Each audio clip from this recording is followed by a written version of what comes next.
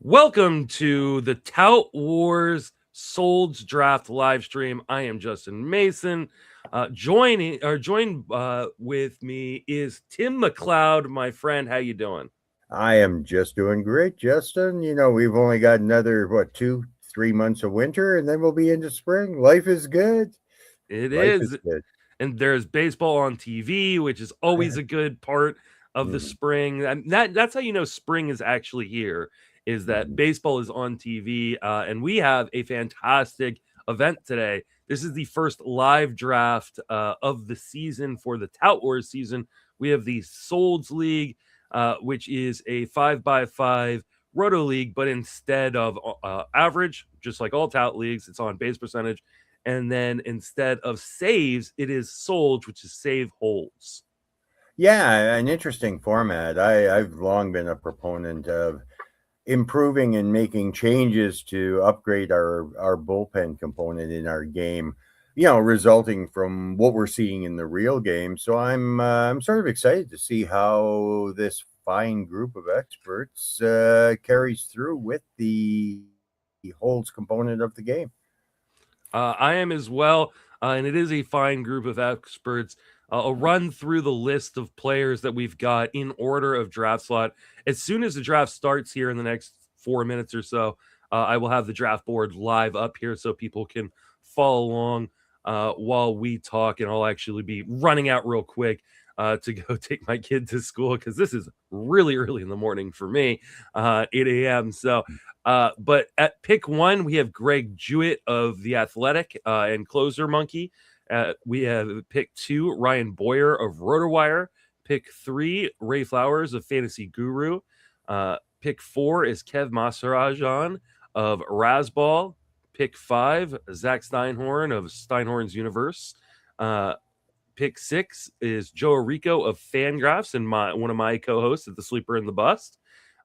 Pick seven, we have the Siege, CJ Kaltenbach of Mayhem Sports. Pick eight, we have Jeff Pontes of Baseball America. Pick nine, we have Scott Pianowski of Yahoo Sports. Pick 10, we have Matt Trussell of Razball. Pick 11, we have Tim Heaney of Lindy Sports. Pick 12, we've got Howard Bender of Fantasy Alarm. Pick 13, we have Matt Cederholm of Baseball HQ. Pick 14, we have Sara Sanchez of Baseball HQ and Bleed Cubbies Blue.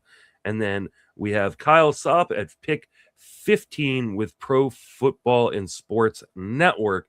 So a really, really great group of the players that are going to be drafting in this league. Again, this is a 15-team 5x5 with solds instead of saves.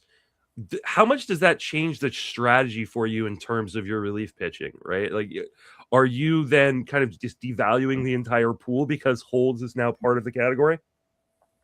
Well, I think one of the big differences is the uh, not that saves is a consistent category. It's far from it, but with holds, you always have setup and seventh inning guys emerging out of nowhere to post good seasons. And very rarely do you see holds pitchers earning holds on a consistent level year after year after year. So it'll be interesting to see how this group values the eighth and ninth inning guys this year. And I'm sure we're going to see some interesting names come to the force at some point in time. And I think that's very important for our listeners to take a good look at some of those names, even if you're not playing in a holds league.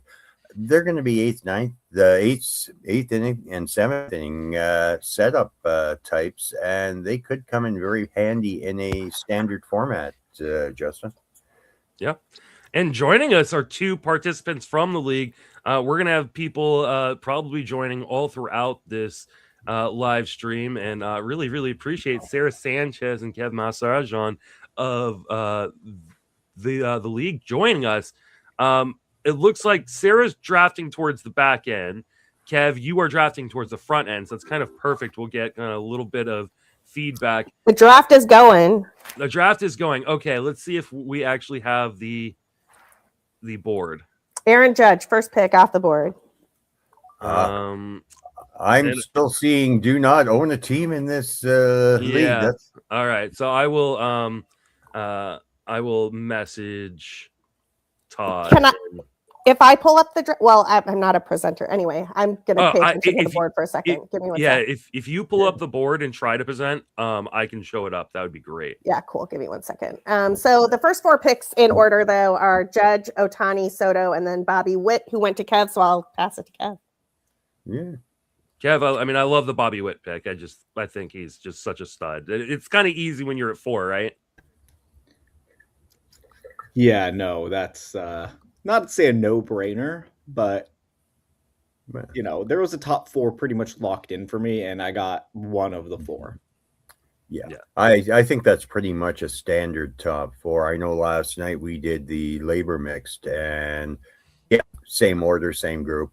I think that's pretty well going to be standard throughout all drafts heading into this year. After 4, then the game can change rather quickly, can't it?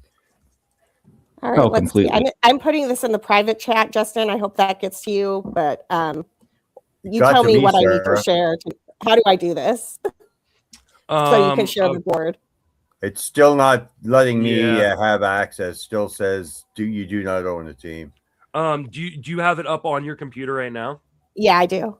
Okay, so on the StreamYard, like down below by your microphone button, there should be a share or present button.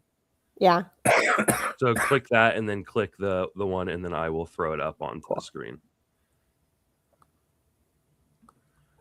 That should be perfect. There we go. Perfect. Perfect. Good job. All right. I got you. You're awesome. Okay, Thanks, guys, and thanks for enlarging it, Justin. Old guys like me need a magnifying glass on some of this stuff, eh? I'm gonna run real quick to go take my kid to school, and I will be back in a few minutes. So y'all handle it. I'll hold it down, and I will be back in a little bit. Okay. Well, Sounds Justin's good. ghosting us right now. That's cool. But yeah, I mean, he's left us alone with his StreamYard. The damage we can do. No, I'm just kidding. I mean, we could just go crazy right now, but let's be normal for a little bit. Yeah, I mean, there's 15 picks or so until my next one, so I'm pretty much on autopilot. Mm-hmm. Like the system just skipped Jeff Ponce. Oh, he might have been on auto draft. Oh, that's actually. Oh, they skipped the pick entirely. That's. I've never seen this before. I thought his pick just. I didn't notice that. No, it just like currently him. The draft is paused, so yeah. I would have technical difficulties. A communication problem between Jeff and the site. That would be my guess. Least problematic Fantrax issue, but that's neither here nor there. No.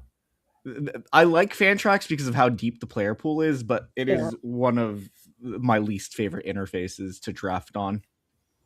Yeah, a lot of my leagues have switched over to Fantrax, especially the Dynasty leagues for that player pool. The player pool is crazy. Like you'll get the 1500th ranked prospect. Yeah. Just with a picture available, but then it's like the draft room and setting your lineup is impossible. Yeah. I'm okay. I'm okay with dealing with the small nuances as a commissioner, especially if you can have that player pool, especially if you're commissioning deeper formats and multiple formats. Adding players, it sucks. It really does. It is not even. It's not a fun chore in Dynasty leagues, as I'm sure you've experienced. Oh yeah. No. I mean, I'm a commish for like my home fantasy baseball league, and it's a keeper league, so we don't really get too deep into the weeds with prospects, so that's not a problem. Also, like, people are like, "Oh, transition over to Fantrax with like keeper Dynasty because of how deep the player pool is." But it is tougher when you have a lot of your league history on one website. And it's readily available. It's just, you have 10 years, let's say, of all of the, top finishes, past drafts and whatnot. Right. The extra players are nice, but it's like eventually for ESPN, Yahoo, whatever you play on, it's like kind of a basic league. It's like, it'll get there. Those deeper players. It's just, Also, the amount of work that you have to endure to get there. Yeah. I've played pretty well everything over the years, and uh, if you're looking at dynasty leagues, I think the two obvious ones are Fantrax and CBS. But yeah. After that, I sort of like some of the nuances that we dealt with On Roto. I've been in the mixed draft now since the first year. I think I'm the last man standing, and I've had fun with On Roto. I really have. Yeah. It's different, but the same with RT Sports. Again, for labor, they all have their nuances, but I like some of the variety. On Roto, I mean, for the sake of Tout Wars and whatnot, has been fascinating because the first time I ever played on Roto was Tout Wars. Like I didn't even know it existed prior to RT Sports. I've played on before, and that was not too not too different than other formats. But yeah, On Roto was fascinating because of how I mean, it felt a little old school. I'm not gonna lie, but there was the little nuances, picadillos with like an old school fantasy baseball or fantasy format was kind of cool. Yeah. It felt like I was playing in 2004. Yeah, there's something cool to that. Yeah, I think the first actual online system that I experienced is probably TQ Sports. I'm going back a long ways into the that's beyond me. Yeah, late 80s, early 90s. Yeah. This is my 36th year playing, so that's longer than I've been around. Shout out to you. Yeah, I was gonna say late 80s, early 90s. There was no Kev. Yeah, no, when I started, sure, but not Kev. Manual stats when I started. That was fun. USA Today hit the beginning of every week and do them all manual. Okay, so apparently Ponce is here. Yeah. He wants Paul Skeens. Funny. I don't know who's supposed to do that though, because I don't even know who our admin is. I think it's Todd. I think it's Todd. Oh, is it? Yeah, I'm sure Zola's around. I mean, he might be on the radio right now, so yeah, that's he's on Sirius. You're right. Yeah. Oh yeah, he's in the chat. Someone let him know. We got to get this going because this was like funny. At this rate, I'm not gonna pick for like 10 years. I love Jeff. Shout out to the guy on the East Coast getting auto picked. I'm on the West Coast. Like this is an 8 a.m. draft. Right. Yeah, I was gonna say it's an early start to the day for you, and not everybody's in my shoes and is retired. You might have to go to work at some point in time today. I got work at noon, so like this. I mean, I'm fine. This isn't like I'm in a rush, but it's like really funny. I'm like, what the hell? Like, I get okay. He might be snowed in, actually, according to. Oh my god, the snow situation on the East Coast is crazy. Oh no, Matt. Sorry, I saw the Razzball logo. Anytime I see the Razzball logo, I assume it's gray. Yeah. Right. Yeah. It's just a natural reaction. But yeah, no. So yeah, Jeff is back. He's taking Paul Skeens. It sounds like we're gonna get this moving. I'm excited. Theoretically, one of these days. Once we get back, the back starting pitchers. That's interesting. I do agree with you on the picks though, and I think it doesn't really change that much with an OBP versus average board. Like the first 5 guys and the first pitcher in order, like they just kind of they just kind of flow. Yeah, I think much the same as batting average. You have your known commodities that are very high OBP, very high batting average, and what I strive to do in either format is avoid the 190 batting average and the 275 OBP. And work somewhere with that middle group. Yeah. How do you guys treat OBP versus batting average, guys? Look at Kyle. Yeah, I knew he'd go early. Be a first round pick that early. I didn't think he'd go that early, but I knew he'd go early. He's a great OBP pick. Yeah, yeah. I mean, I would probably still take Ellie over Schwarber just because of those steals, but that's. I mean, you can't hate Schwarber in the first in a points league. Well, unless Ks are like pretty significant. Right. Or like OBP, like on Underdog Fantasy, like, Schwarber's like the 6th or 7th overall pick. Oh, absolutely. Yeah, no, he's a great pick. And he hits so low in that Phillies lineup that he winds up you get a ton of runs and RBIs out of him too. He's just Yeah, I love Schwarber's just so good; it doesn't really matter where he hits. But yeah, absolutely, you get a ton of RBI. Like he's gonna fill the stat sheet outside of steals. Yeah. I admit, I was hoping he would fall to me at 14, and he did not. You're not getting him. No. Yeah. That's You fine. don't If have I was at 13, I would be taking him. No concerns about the UT eligibility. I mean, it's not the best. I don't like picking a UT guy early, but if it's going to be an elite UT guy like an Ohtani or Schwarber, I think it's totally fine. And that is to me. Yeah, I think the thing Sarah's on the clock. Let's see what she's going to do here. Yeah, let's let Sarah make her pick. Also, Jeff we technically can't take Skeens for now, so that's interesting. Right. That's really funny. I went with Crochet. Yeah. I mean, if you look at Schwarber versus Ohtani, it's, I mean, batting average 30, 40 points apart. Otherwise, not too off. And even then, the steals, Ohtani's not stealing 40 anymore. He's stealing 20. Yeah. Well, and this year, with him returning to basically a full-time role in pitching, are his numbers offensively going to be down a little bit because of the extra emphasis he's putting on starting pitching every fifth day? I don't know the answer, but yeah, I'm more concerned with the risk of pitching rather than because he's shown that he's an alien and he could pitch and hit at a high level regardless. Right. But the risk of pitching for any player, especially Ohtani, who's had 2 Tommy John surgeries, it is pretty damning. And I don't have much interest in Ohtani at 1 and maybe not even 2 in some leagues. Like I might just take Bobby Witt over Ohtani in most leagues, but like an OBP format, I probably would still go Ohtani over a Witt. But one of the problems inherent with having Ohtani is the fact that if you're playing in a weekly league, how do you handle Ohtani if you have? He has to be your UT. He's too good of a hitter. And like the pitching, you're not getting 2 starts out of him in a week. Right. So it's like, okay, you got 5 innings, 10 Ks, a 3.60 ERA and a 1 WHIP. That's awesome. But it's like you just missed out on 4 home runs, 15 RBI, 2 steals, and it's just like, that hurts more. Yeah, in daily leagues it changes things drastically, but weekly, you don't use the pitching stats that Ohtani generates on a regular basis. At least most people I know don't. They want the offense. You'd have to have the worst pitching staff ever. Or like an end of season roto where it's like your hitting stats are so far and away great and your pitching needs to catch up, and like you'd put it, but it's like that's like a desperate, like you're not drafting to be in a position like that. So it's like for me, if in most leagues like on NFBC, if I could get Schwarber in round 3, I'd rather take that than fill my UT with Ohtani in round 1. And when I could get like Aaron Judge, like it's Aaron Judge.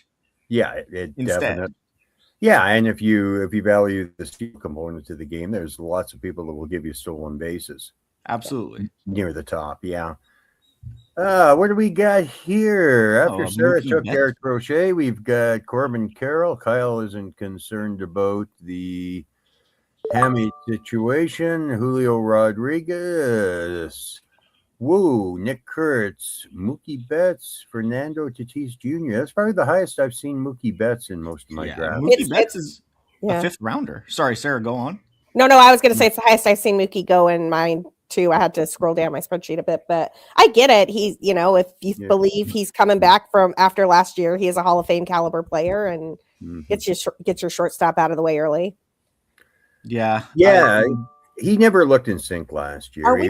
He had that stomach bug, and it stuck with him all year. A guy like Mookie can't afford to lose 20 pounds. Correct. Yeah. No. But interestingly, a guy you mentioned earlier, Kev, is still available in Ellie De La Cruz, and I understand the OBP number is not elite, but like the power speed combo is. So I'm not sure what's going on there. Yeah, no, I'm sort of puzzled too. I drafted him 5th last night in mixed labor. I moved him up to 5th because Ellie's been at 10. Oh, did he? He did. You're right. Sorry. Yeah, Matt took him at 10. Yeah. No, okay, good. I missed that probably while we were doing the skiing stuff. I'm on my. No worries. Yeah, I mean, the Skeens is still available, but only because it's technically Jeff's pick. Sorry, my bad. Ellie went. No need to apologize. That's very understandable. Yeah. So now I'm in moving into a new old park, an old new park this year. Oh, Caminero, yeah, Tropicana. Any concerns there? Absolutely. His home road splits are wild, but like They are. he had a weird season wherein his BABIP at home was extremely high for Caminero. Well, it wasn't extreme in general, but like he's not a 330 BABIP guy. And even then his numbers across the board, strikeout numbers, everything was way better at home. Home runs, home and away were split. It was even. So I'm not concerned about his power, but I do think potentially the average could fall with this approach. Mm-hmm. And he's not the fastest guy. It's just a weird profile to play in a bad park like Tropicana, which is very much so a pitcher's park. Yeah, agreed. Moving to picks 9 and 10, we have Yordan Alvarez and our fourth pitcher off the board in Sanchez. Obviously, CJ is not concerned about Alvarez' rather well-documented injury history. Alvarez, I think this will be the last year we see him in outfield, correct? If what we're very hearing. Likely. Yeah. Here now, it's on to me. Kev, let's see what you're up to here. I mean, I might just have to stick with a guy I've been taking a ton of. I'm just making sure there's nobody down on the Fantrax list that's like shouldn't be down there real quick. Right. Yeah. Yeah. You never know. That's why I've got my spreadsheet up, which I obviously wasn't updating fast enough. That's funny. Okay, I mean, I guess we're going to issue. I always take and fill my queue with all of the hidden gems because they're all, and just pray that if I go on to auto, I can find a way to get it paused. We're going all MI here. Jazz and Bobby Witt. Not great on the OBP overall, but should be around 330, 340 at least as a base here. But yeah, steals, home runs, everything. Yeah, and Jazz says he's going to go 50-50 this year. Maybe. Hey. Who knows? Yeah, who knows? Yes. It's a great park for his bat. We saw it last year. He just has to stay healthy. Yeah, definitely you're in a situation now where you can pick and choose on the stolen bases. Yeah. Bobby Witt, Jazz. I mean, chasing steals. There's obviously a Chandler Simpson. I could have taken PCA, but I mean, Sarah, you're a Cubs fan. Would you have gone PCA or a Jazz Chisholm? Well, I'm not a huge Jazz fan. It's obviously like a 30-30 potential. PCA is also a 30-30 potential. But I think that Jazz is obviously more valuable for the positions that he plays than what you get from PCA. I'm worried about PCA in this league in particular because the on-base percentage is not great. He is going to play every day, so you are going to own every bit of that, like 290 whatever he puts up. And while the counting stats and the power and speed are going to be great, I just don't know that you're going to, like, 700 plate appearances of a 290 on-base percentage is not going to be fun. Yeah. No, absolutely. That's my concern, and I love the guy. This is nothing against PCA, but yeah. Jazz's walk rate last year was, I think, a career high around 11%. Yeah. So there's a base with him. And the other thing with PCA, he's so streaky. Like I had him in a handful of places last year where he fell to me in either an auction or in a draft. And he was great through like July when he was on a 40-40 pace. He was winning me leagues. And then he was borderline unplayable for 2 months. And James Wood, shout out to him too. Not the type of guy that you're going to pull out of your lineup. So you're just kind of stuck with borderline unplayable for 2 months, Yeah. Wood gave me the same issues last year, and I was extremely upset. Yeah, it's hard. Yeah, it's tough. And one of the big differences last year on some of these players is that we didn't pay for them last year. Right.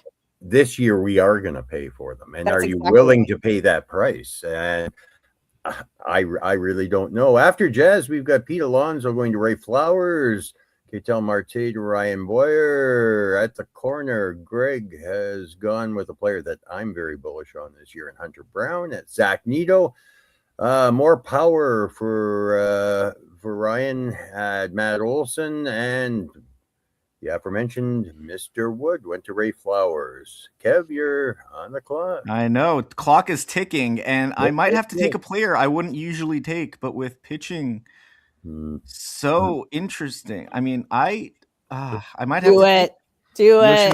Yoshinobu Yamamoto. Yeah, getting him in the third round is a steal, right there. Resident Dodgers fan has to do it.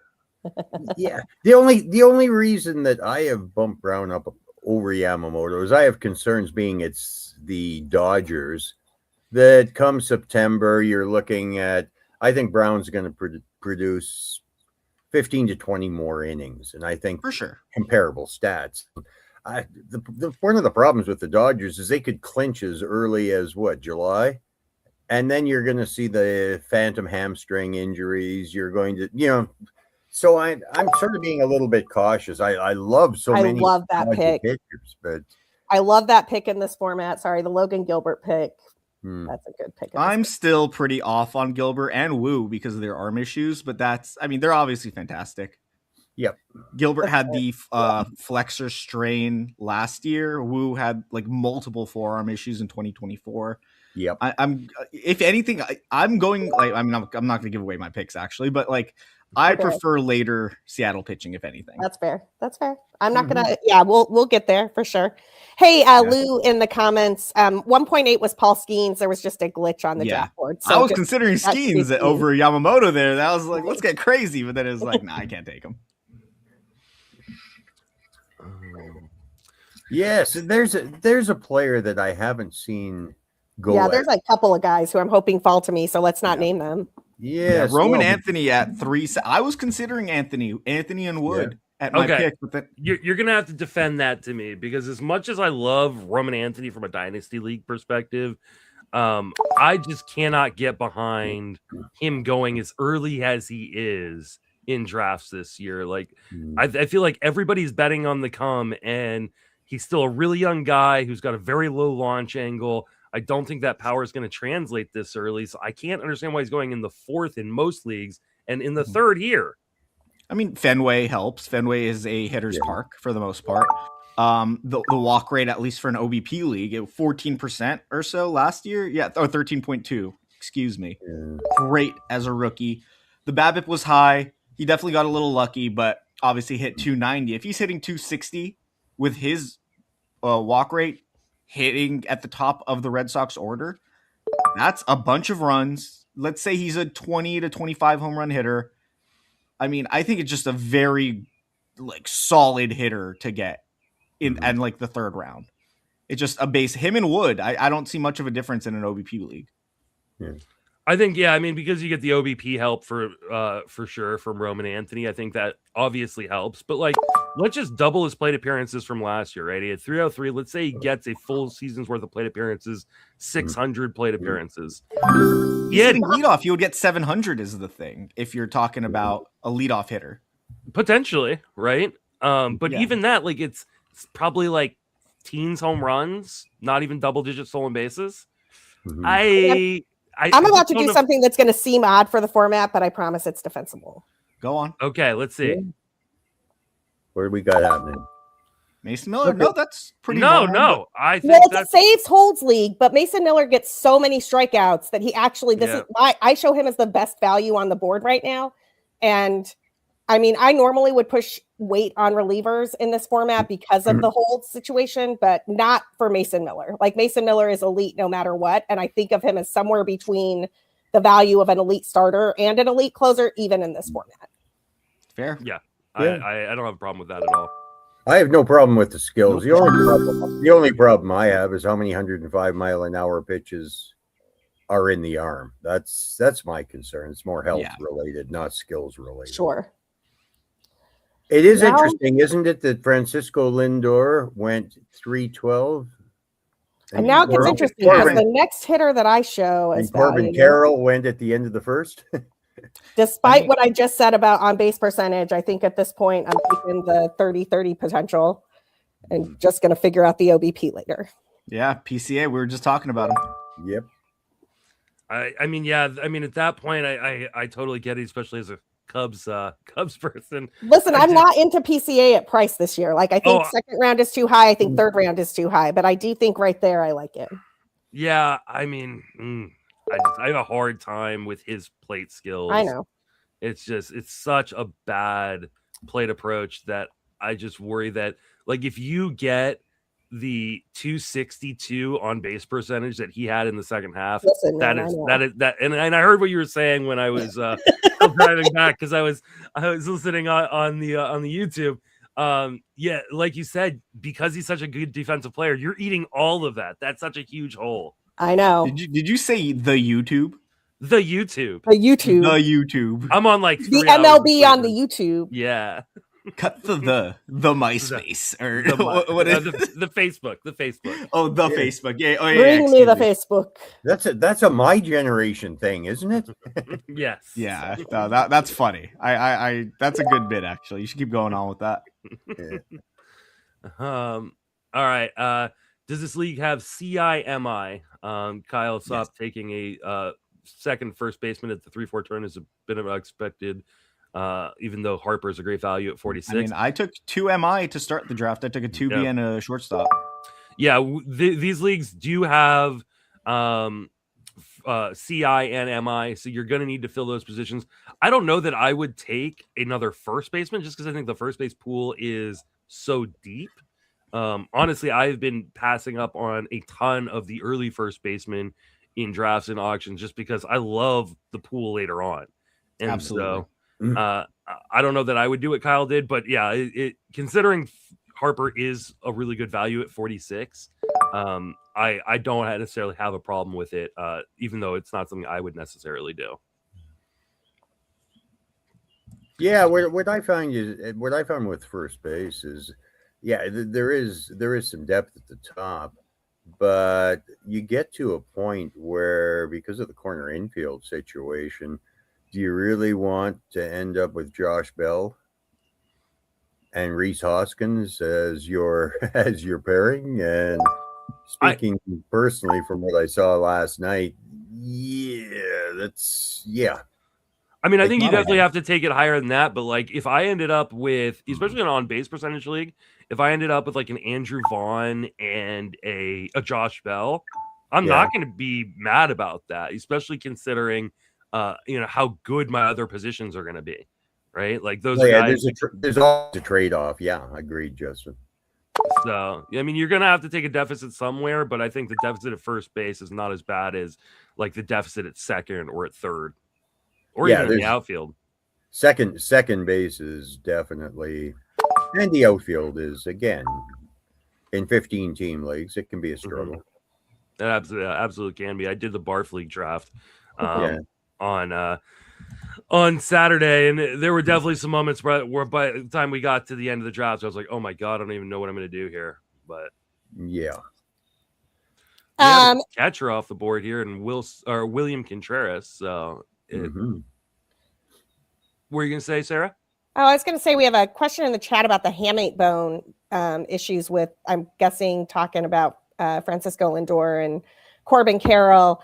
Frank, not a doctor for sure. So, don't you take this with a grain of salt. But my read of that injury is that when you remove the hamate bone, that's it. Like it heals and there's not a lot of lingering effects. So people are pretty confident in the injury timeline there. I do think it's interesting that Carroll went so much earlier than Lindor. I actually thought Lindor was falling a bit too much, and I was hoping he'd fall to me, but he did not. Yeah. I think that's a wide gap. That's a wide gap between two players that are fairly close under normal circumstances. Yeah, so it's a great value there, right? I think you should be splitting the difference on the two, right? I think Carroll probably went a little bit too high, still going in the first round. And then I think Lindor definitely went too low. I took Lindor in the middle of the second round at Barf, and was fine with that. There are studies that show like that the hamate bone doesn't affect power very much from guys coming back. But what the players say, and there was a great video that AJ Przinsky did talking about, when he broke his hamate bone and had the surgery, like he just had a hard time regaining the strength because you have to keep the entire hand immobilized after the surgery for about 3 weeks. And he just felt like it took a little while to get his wrists and his hands back to full strength. So I wouldn't be surprised if there is a loss of power early on that's regained as the season goes on. But because the immobilization time is happening during spring training and we don't care about spring training stats, I don't worry too much about the power dip because they're going to have plenty of time to get that back in season. Yeah, 4 to 6 weeks is what I'm hearing. Mm-hmm. So again, if you temper your expectations for April, you still got 5 months. Yeah, and these That's a are long still time. elite players, right? Yeah. Like for instance, I think a really good example, and obviously a different injury, was Gunnar Henderson last year. Was a guy who we knew was going to miss the first few weeks of the season. He was still going at the back end of the first. So like, I don't necessarily have a problem with people taking those guys in the back end of the first, early second. About mid second is where I really start to consider it, but I don't have a problem with people taking a shot there. Speaking of injuries, isn't it about time that Major League Baseball got into, the 19th century? When they start reporting Ellie De La Cruz injuries in November and on and on and on, those are things that would sort of be nice to know. Like it was fine we all assumed there was something wrong with Ellie last year. But again, it would be nice if Major League Baseball actually reported these injuries when they occur, not 4 months later. True. I mean, teams are always going to do what they can to hide injuries. Like, I mean, it's what they're going to do because they think it gives them a competitive advantage over their competition. But I agree. I mean, I wish we see it in football too, right? Like where we have injury designations for everybody, and then everybody plays. So I wish we would, but it's just never going to actually happen. They're always going to play the game. Yeah. There's a pitcher that intrigues me this year in Dylan Cease. If you go even odd years, it's a good year. But apparently, with all of those splitter sinker pitchers in Toronto, I'm looking for an uptick in Dylan Cease this year. What about you guys? Any thoughts on that? I mean, I just took him, so I'm betting on the upgrade in defense. Toronto's defense last year was one of the best in the MLB, arguably the best, and San Diego's was bottom 10.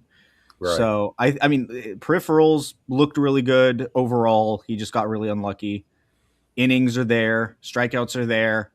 With pitchers, that's kind of all I look for the most part. It's like, are you good?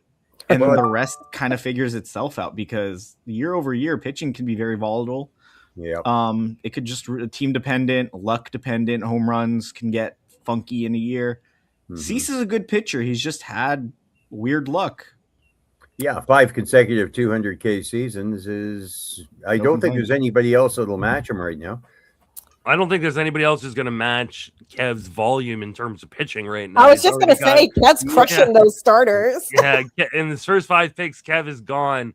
The 3 starters from rounds 3 to 5, getting Yamamoto, Chris Sale, Dylan Cease. Is this just the way the board is falling to you, or was it the plan coming in?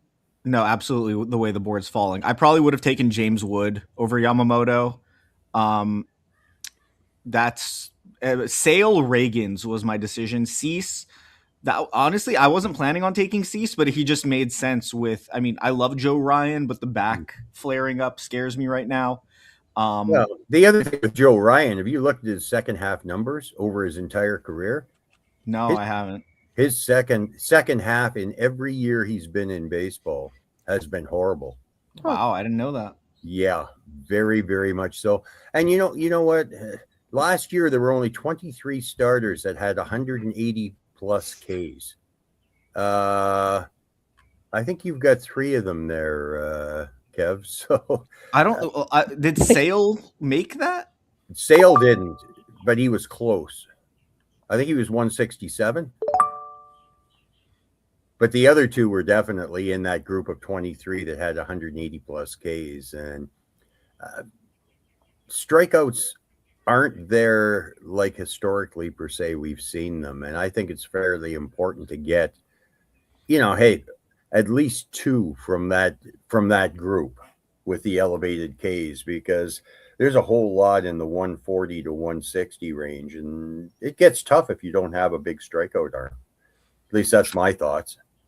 And to your point there, Tim, just looking at the career splits for Joe Ryan, first half Joe Ryan for his career has a 3.26 ERA and a 4.71 second half ERA in the second half.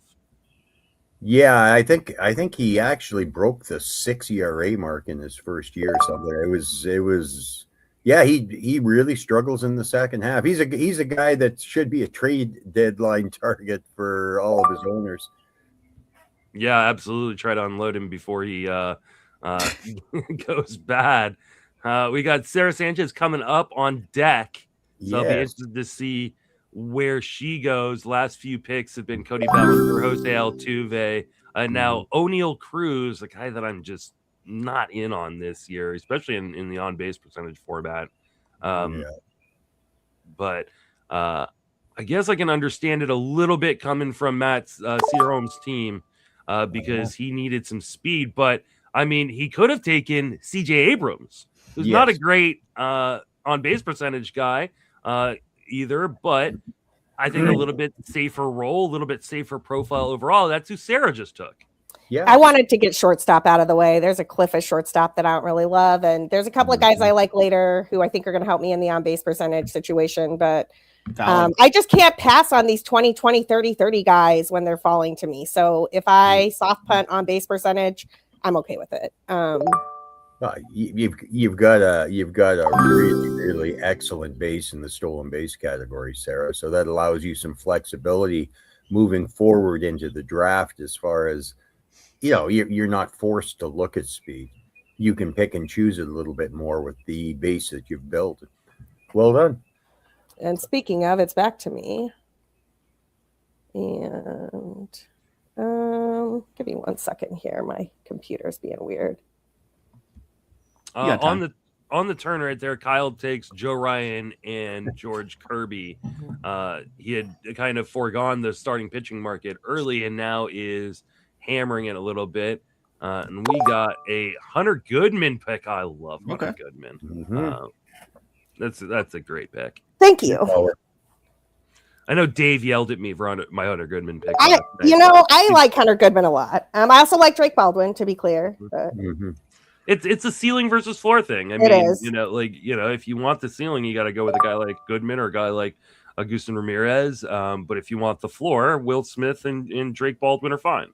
I mean, I show Goodman as a much more valuable bat than Baldwin in this format. Like, that's not to say he will be for sure, but that's what I show. So.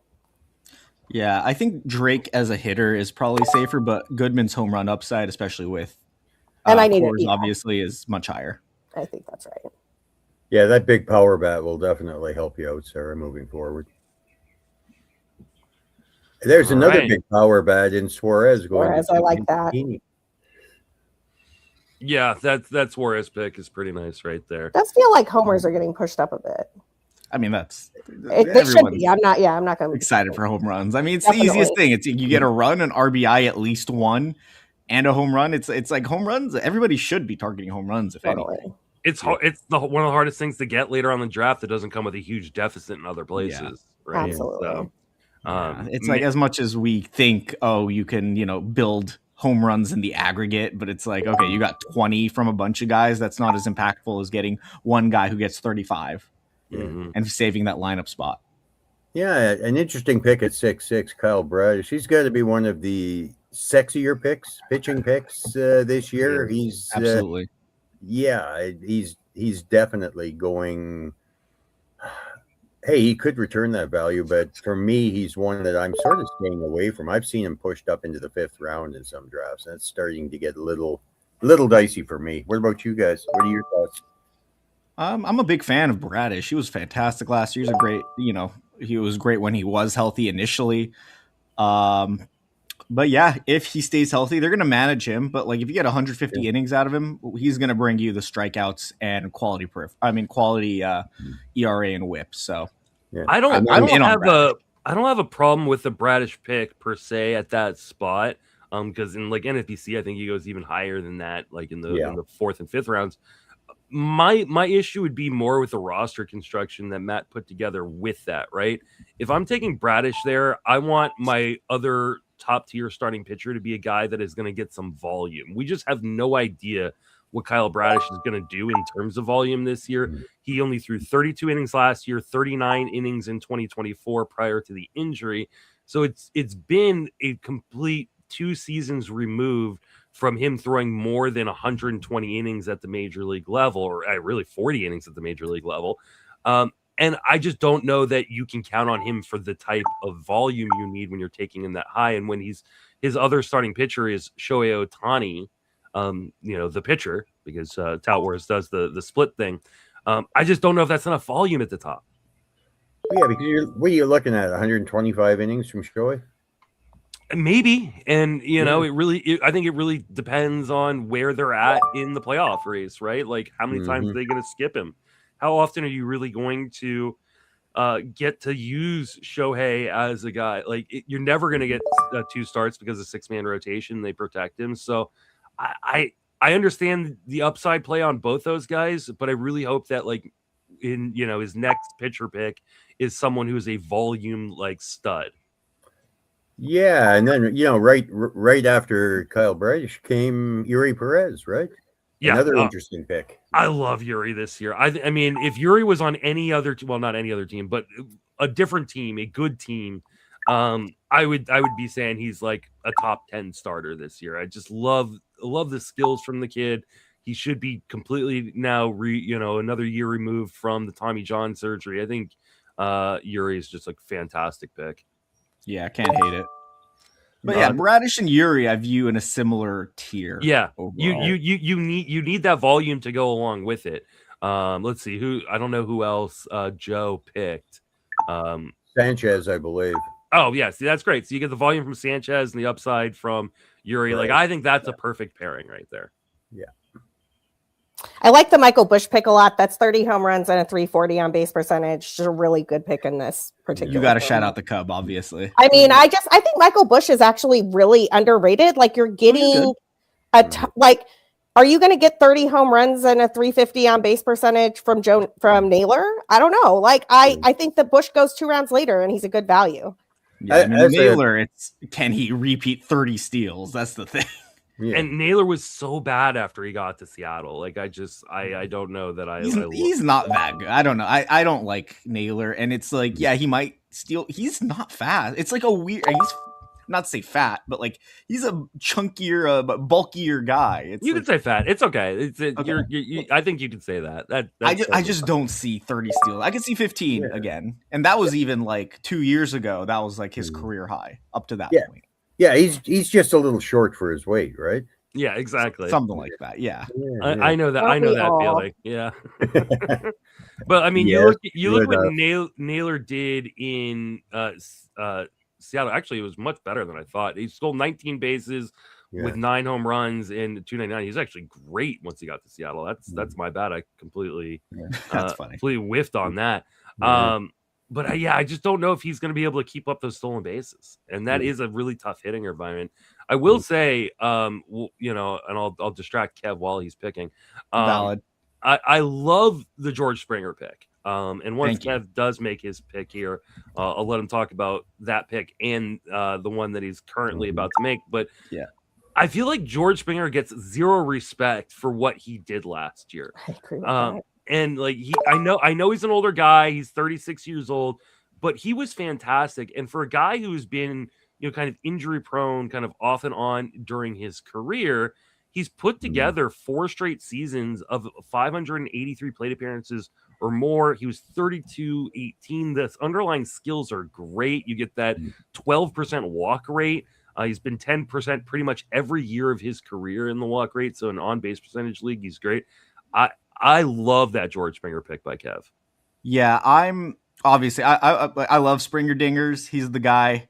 I can take the hit and steals if he decides not to steal as much this year at 36 years old. I think you still get 15, something like that. I mean, I'm just saying, like, even if like he eschews stealing altogether, my focus is that walk rate and that OBP. He had a 400 OBP last year. Yeah, and his expected stats reflected it. This was a wild resurgence for a player who is in his mid-30s, and you don't really expect him to come back to form like this. He was as good as he's ever been. He was in MVP form last year.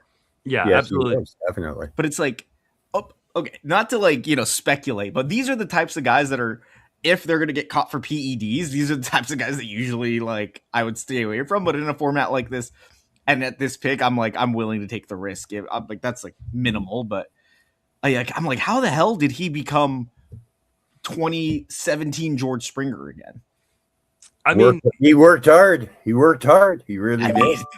You look at the underlying skills and they're great. Like, I mean, like he's just about league average on contact, way below league average swing strike rate was under 11%, which is fantastic. The max exit velocity was great. The barrel percentage was the highest of his career. Hard hit percentage, highest of his career. Do I think he will repeat the 309 average? Probably not. He definitely got lucky on balls in play. George Springer had a 340 BABIP last year. He's been a 298 guy. But even if that batting average comes back to like the 260 range, you're still looking at a 340, 350 on base percentage. Like you're going to take that all day long with all this other stuff you get. I decided between him and Soderstrom, and I love Soderstrom. Yeah. But Springer Soderstrom has some platoon risk. He was good against lefties last year. And I mean, at least with Springer, he's probably hitting leadoff again. So on a fantastic lineup, right? Yeah. I mean, hey, Oakland, shout out to Sacramento's Park, because that is a fix all. Sacramento's Park is the real MVP. It is literally, and they're still there for another year after this. It's all for everybody except Gage Jump or whatever. Pitching. Oh, dear Lord. Oh, okay. And so those are two pitchers I wanted back to back. Give me 1 second here. That's okay. I want to talk about this last one because, again, I love the pick in a vacuum, right? Jacob Mizorowski is one of these guys that he keeps going after Chase Burns, and I don't really get it, especially because Burns had elbow issues last year and throws so violently. Whereas Mizorowski, like, he was healthy. Yes, he showed like the ups and downs of being such a tall guy who's going to struggle with his levers at times. But like the upside is amazing. My problem again is this was the team Matt Cederholm who needed the volume. Yeah, I'll be right back. Yeah, no problem. Matt Cederholm needed that volume. So taking Jacob Mizorowski there when like the next pick is Sara Sanchez's Luis Castillo, like Luis Castillo should have gone to Cederholm right there. He's going to give you the volume. Yeah. Yeah, that's why I took Castillo, even though I have my doubts about Castillo, just like anybody else. Well, again, there's definitely a home road split thing happening there, which it's common, isn't it, for Seattle starters? But if you look at the workload, it's consistent and solid, and for a mid to high 3 ERA. Yeah, I like Luis Castillo. I don't think he's getting as much respect as he should be.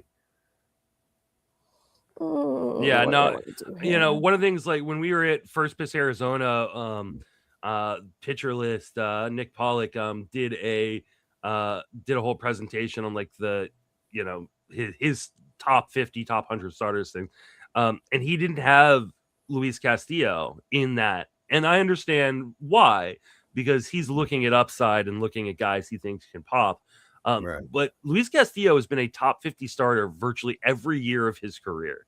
And like, I think it's just such a safe floor. And in a 15-team league especially, I want guys with these safe floors.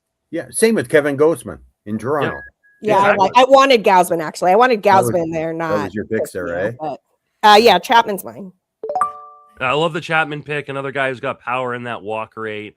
Yeah, I need a third baseman. I shouldn't want to think about it anymore. I was really hoping I'd get Bregman, but he didn't come all the way back, and I'm not thinking about third baseman. I'll be back in a couple, guys. Apparently, I'm on the clock in the draft and hold. I guess I should do my duty. Go do your duty, and we will continue to hold down here. We are currently 8 rounds into the SOLDS League, which is so far just a really, really interesting draft. Sarah's drafting from that 14 spot. Kev has been here and may come back at some point. He's drafting from the 4 spot. But it's a really, really good group of participants here.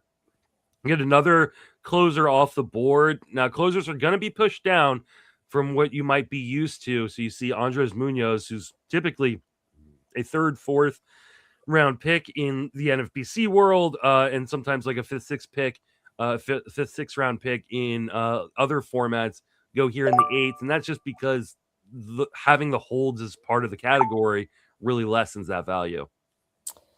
It does. Although I think Munoz, so the closers who have gone so far are super interesting to me because if I'm correct, it is Miller, who I took, Munoz, and I think somebody took Yohan Duran.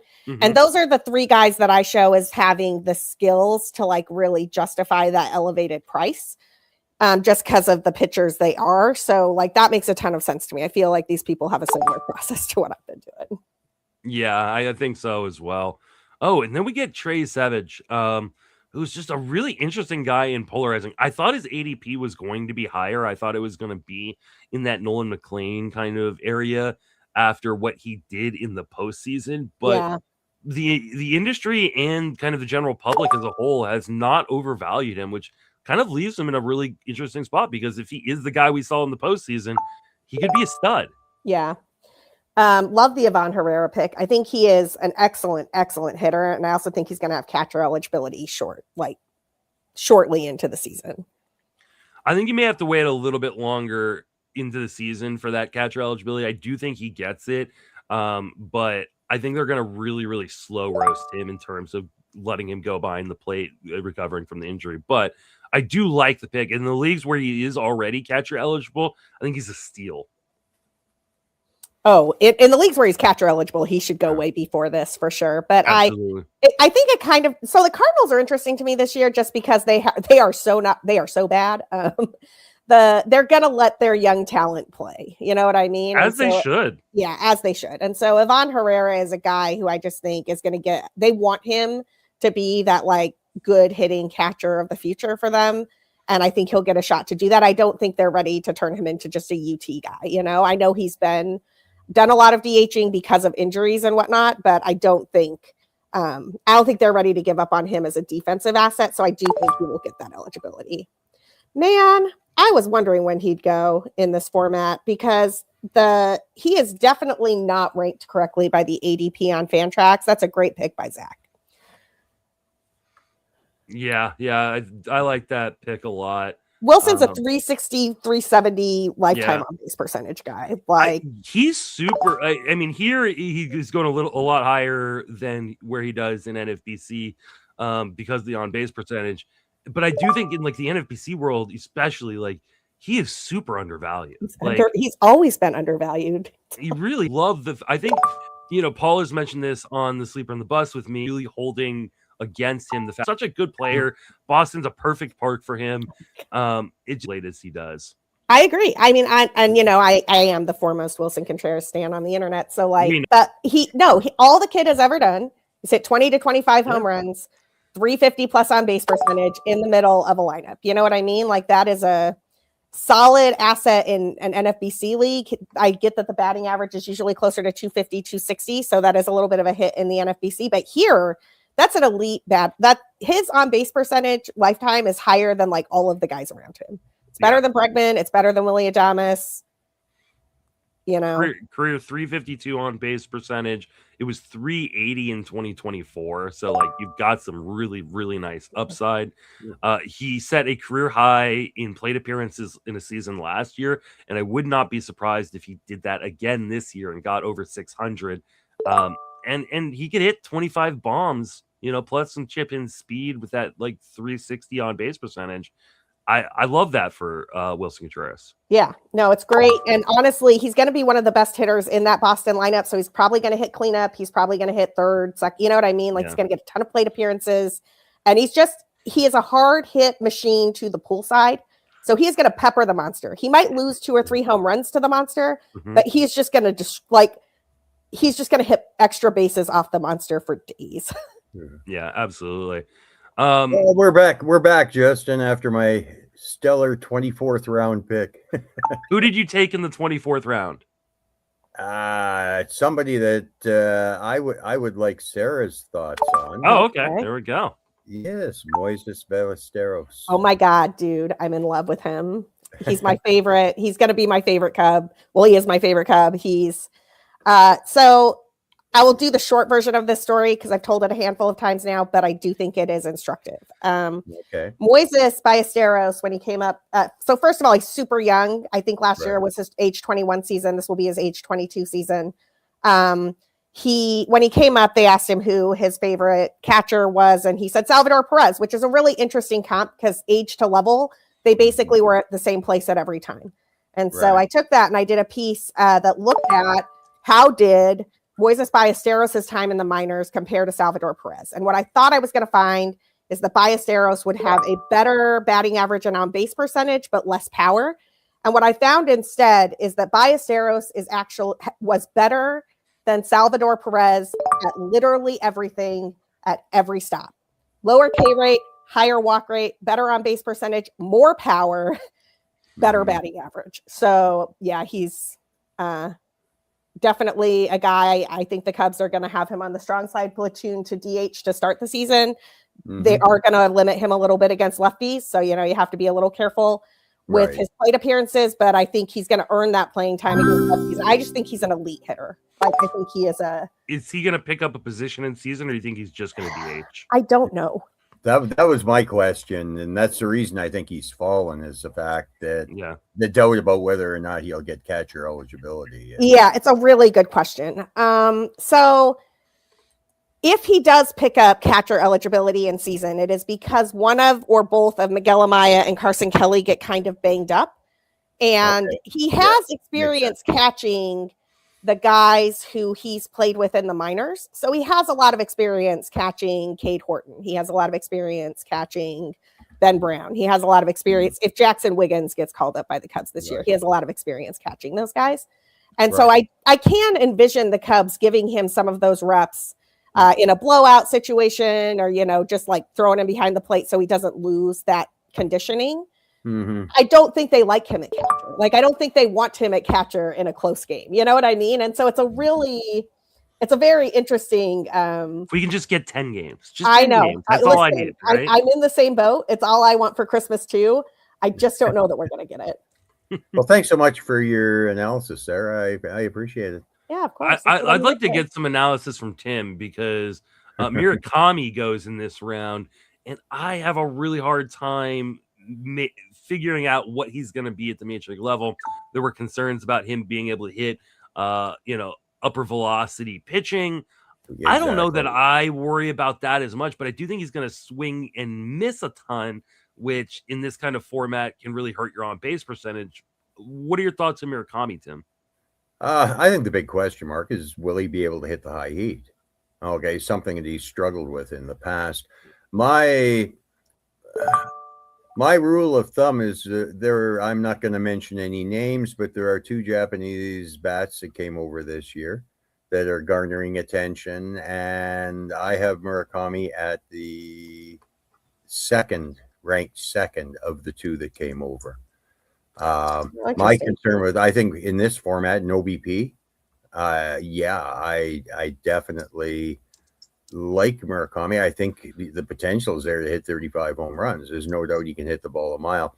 In a batting average league, I would have a tendency to drive his value down, simply because I think there's going to be a lot of swing and miss. He also walks a lot. In an OBP format, I'm not as concerned. In a batting average league, I am. But there's such a wide range of outcomes, and that has driven my thought process with the Japanese bats coming over. That wide range of outcomes for America. I think I have one share, Justin. That's it. There you go. I like now what Matt has done here, taking Shoto Yamanaga. Finally getting a volume guy. Also took Nate Eovaldi, who isn't a volume guy, but I like that he's finally adding some volume to that rotation. Sarah, as a Cubs fan, are you back in on Imanaga after a down year, or are you a little afraid? Give me 1 second to make this pick. Oh yeah, absolutely. And then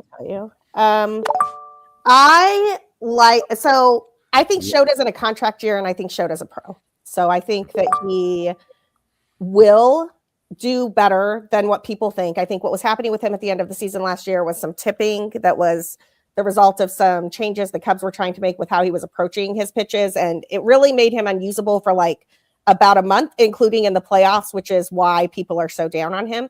I think that he's an excellent control pitcher, so you don't have to worry about a lot of walks with him, which is a great thing, and he's a good volume guy. So I truly expect Shota to come out and earn his next contract, which I think will be, which is what I think we're going to see this season if he has the ability to do it. I also think that, his first season with the Cubs was an outlier in that Wrigley played super small. The wind was just howling in for most of the season when the Cubs happened to be at home. Last season, the park was much more friendly to homers, and that hurt him. I think the real Shota lives somewhere in between those two things. I don't think that he's as bad as what we saw last year. I agree, Sarah, and I love your last pick. Big time. Oh, thank you. I do too.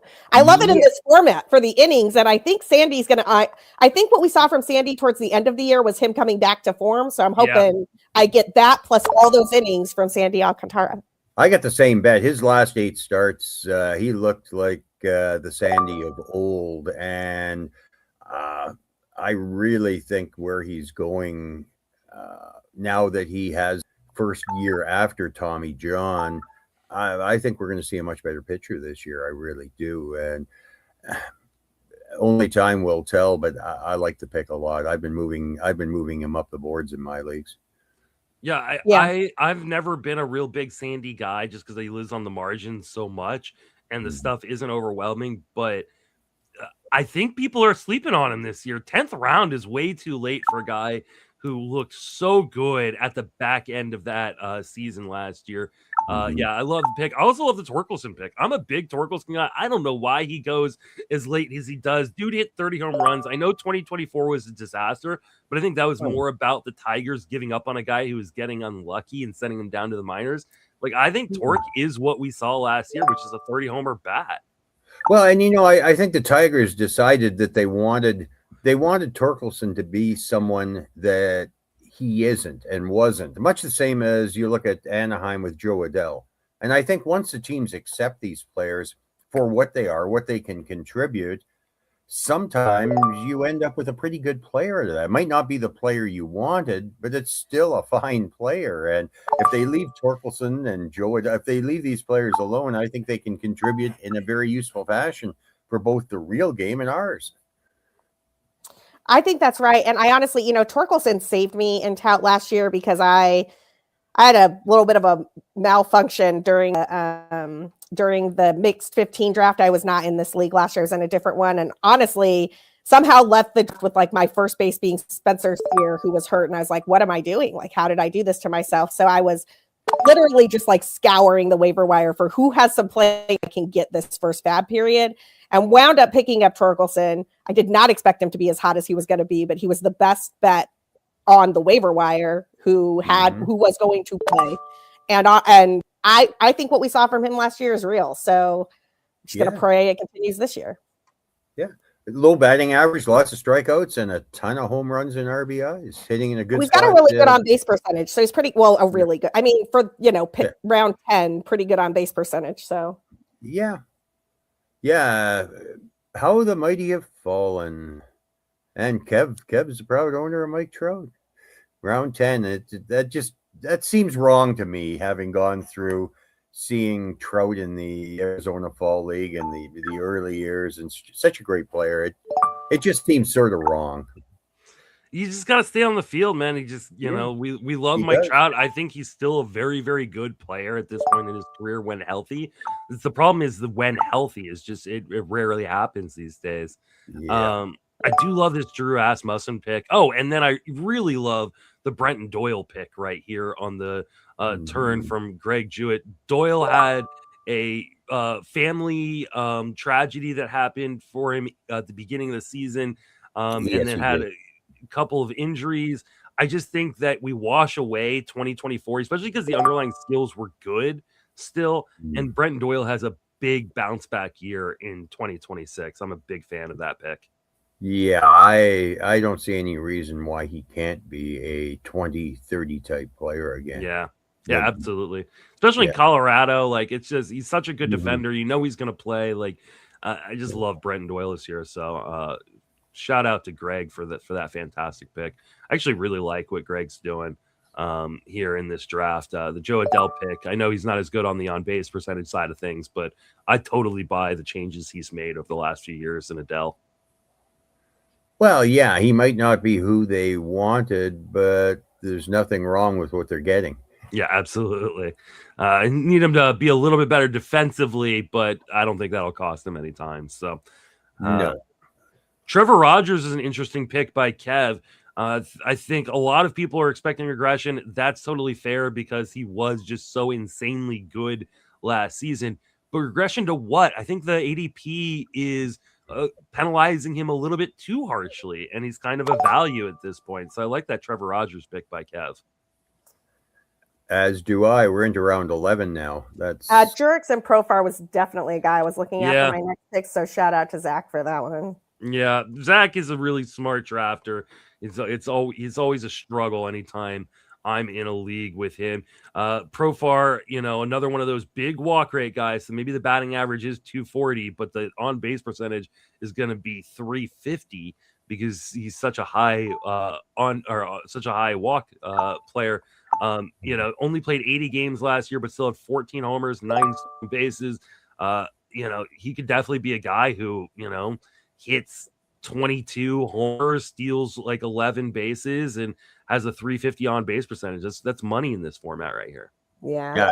I echo your thoughts on Zach. I drafted with him last night. He's always a handful. He knows his game. He knows his game. He's very quiet and unassuming, right? Like you talk to him in person and you're like, oh man, this guy's kind of quiet, but he's a stone cold killer at the draft table. Hey Tim, I think the guy you were talking about who you didn't want to name earlier just went off the board.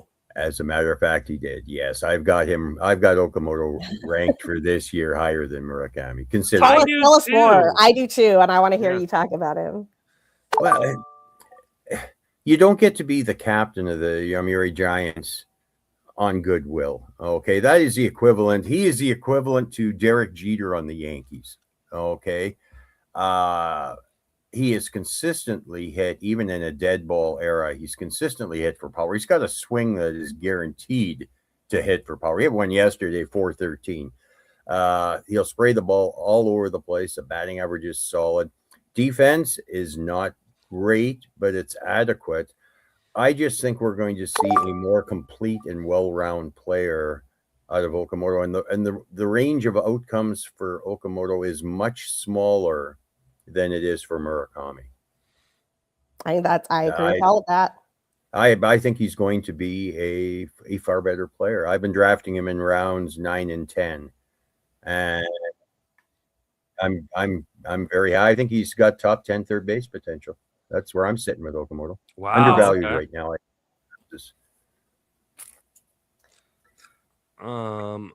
I finally got a working board, so I'm going to. Oh, cool! So you can stop my share, so that way, if I have to use this computer, I don't have to reveal my queue. There you go. So we. How do I get rid of this thing? I don't even know. Did you just go through the? Did you just go through the link that Todd gave us? Todd had the wrong link, so it's all fixed now. So we can now enjoy a fully functioning board. Can you do me a favor, Justin? Yeah. I'm an old guy. Can you magnify that just a bit? I can't read it either, so all I see is one color. Okay, I see the colors. I just can't read the names. The question being old and colorblind, there are certain challenges. Let's see. I'm trying to work it right here. Because this one's not updating live either. So that's interesting. Yeah, Tatsuya Mai just went. I think that's how you say it. Yes. Yeah. As a matter of fact, that is and thank you for doing that, Matt, because you didn't do what I was going to do.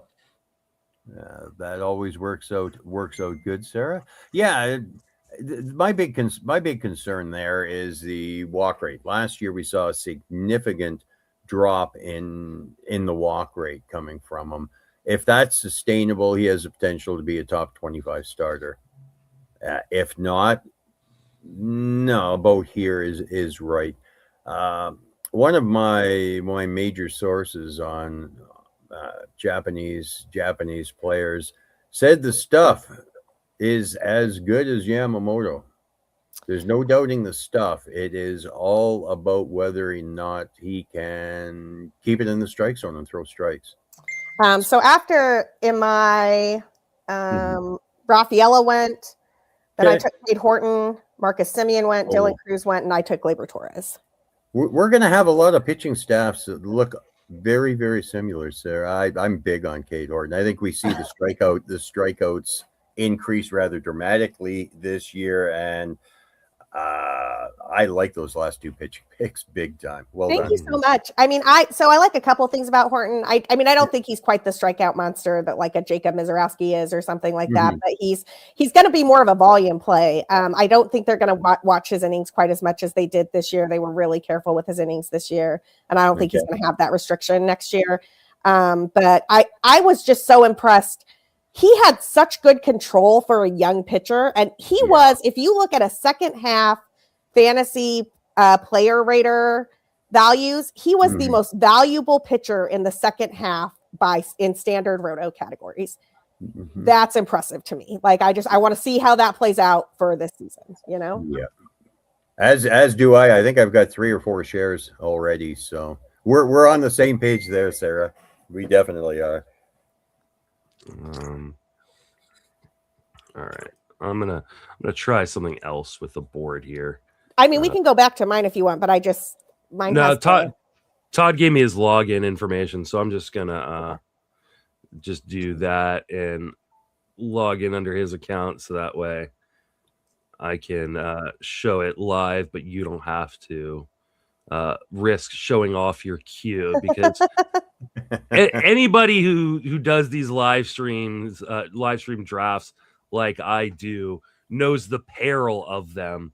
And that is that you're going to have your league mates watching your live stream, right? I did it with Barf the other day. I've done it with, main event leagues and really, really important leagues to me. And there will always be guys who are checking out my team. Man, it's nice to see things never change. So I wasn't in this league last year because I had a draft conflict, but Trussell and I always have the exact same idea. So Alec Burleson there, I think, is a great pick. One of the kids that St. Louis is going to let play, really good on base skills and really nice contact skills. And I like that Burleson pick. All right. So. Yeah, the other thing too, Justin, it comes with the turf, is that we do podcasts. Exactly.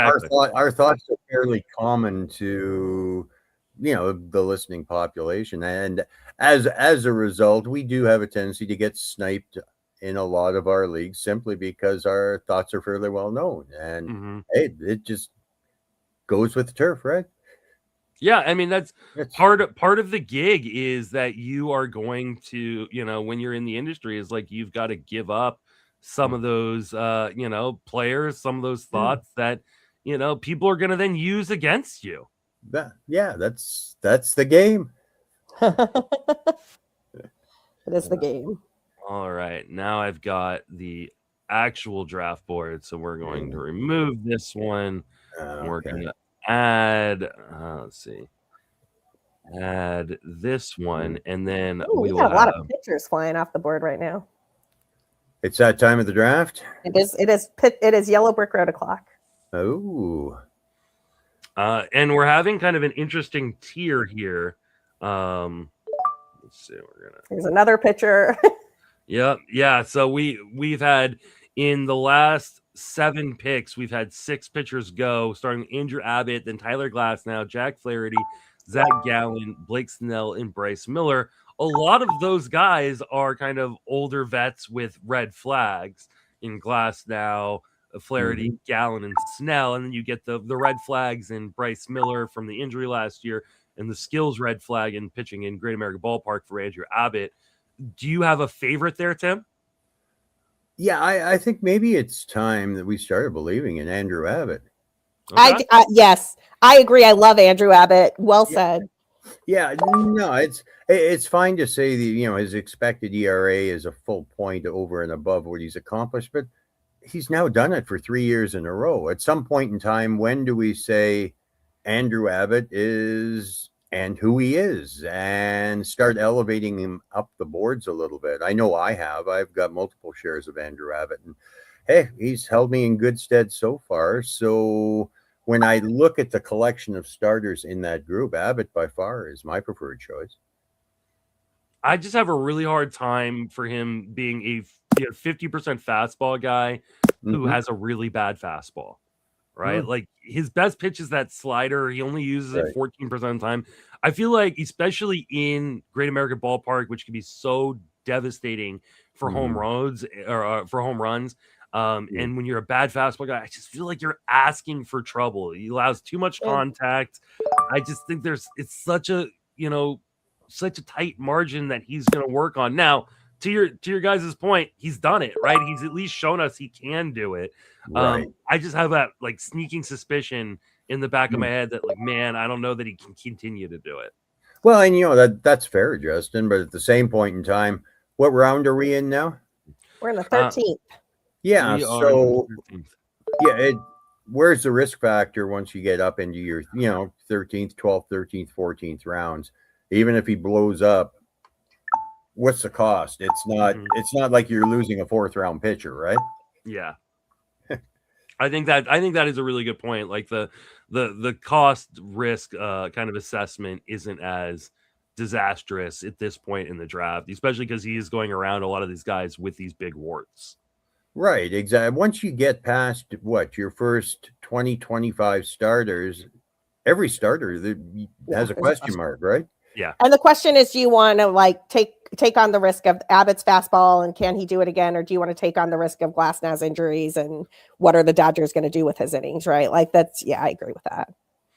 I think the difference is, like one is easier to drop than the other. And someone might make the argument it's the opposite, right? That like, for me, it's easier to drop Snell because if he's injured, he's just injured. Right.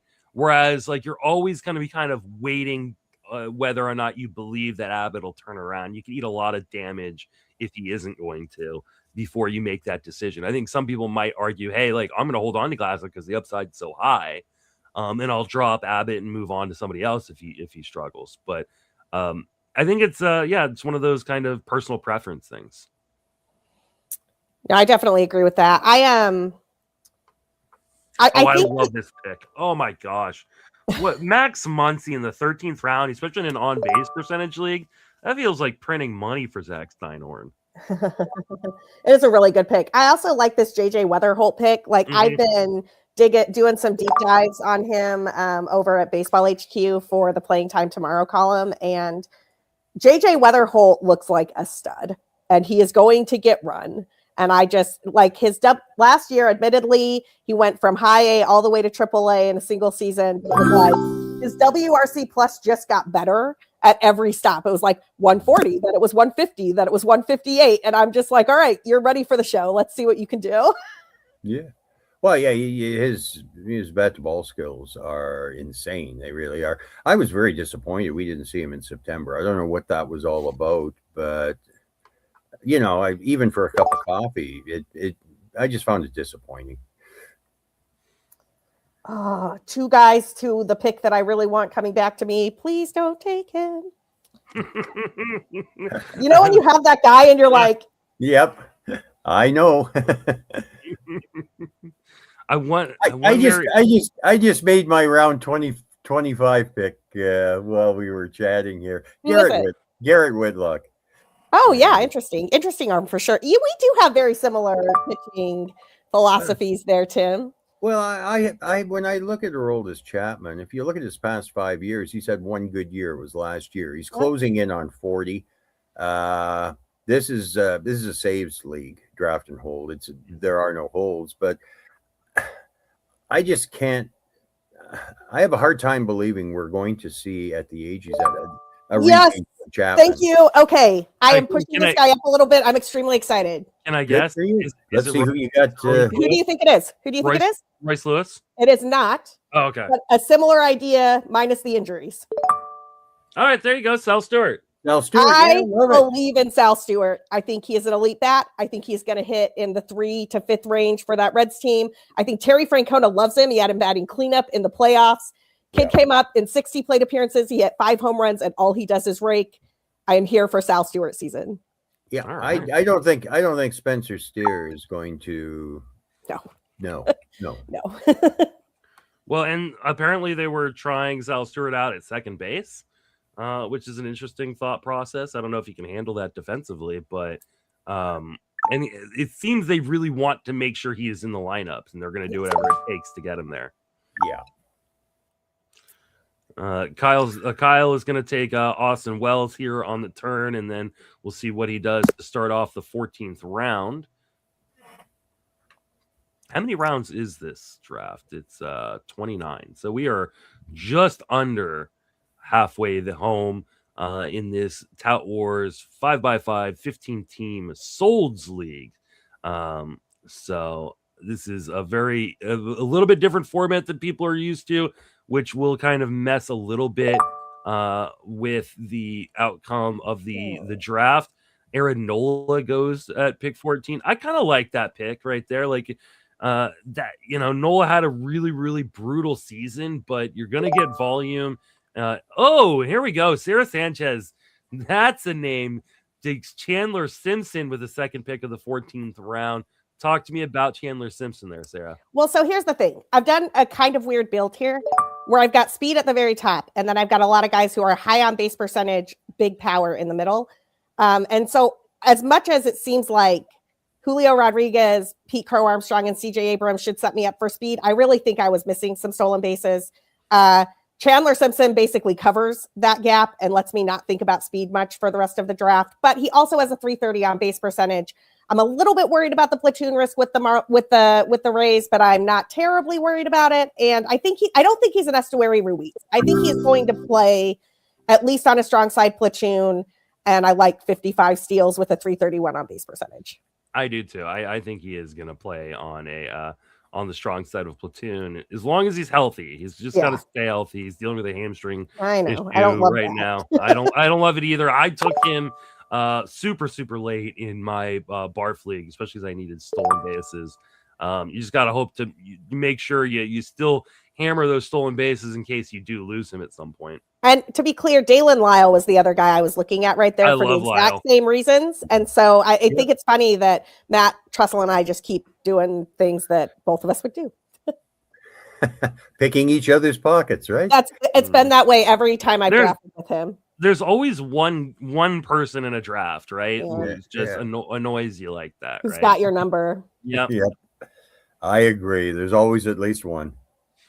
So Dalen Lyle, why don't you talk a little bit about him, Sarah? Because he's a guy that I really like, but I feel like nobody's really giving him any respect. Yeah, Dalen Lyle, man. I mean, you're looking at a situation where he's playing for the Nationals, so the playing time is there. He's a good defender, so he's going to stay in the games, but he's also got the stats were really solid last year. He put up a 347 on base percentage in 91 games. He stole 8 bases. He hit 9 homers. It was like 321 at bats. So I really do think you're looking at a guy who could, with a full season of playing time, maybe go 15-15, maybe go 20-20, but also give you reasonable on base percentage. And I just think he's a solid player who the Nats don't have anyone coming to take his spot. Yeah, I agree. And I think he's just overshadowed by the other young outfielders that they have on that team, right? I think people forget that he was also like a top 100, top 150 prospect in his own right. But because Cruz and Wood were in that minor league system at the same time, they kind of just overshadowed him. He's a really good young player that showed a lot last season. I mean, dude hit 299, 347, 498 with 9 home runs and 8 stolen bases in just 91 games, 351 plate appearances.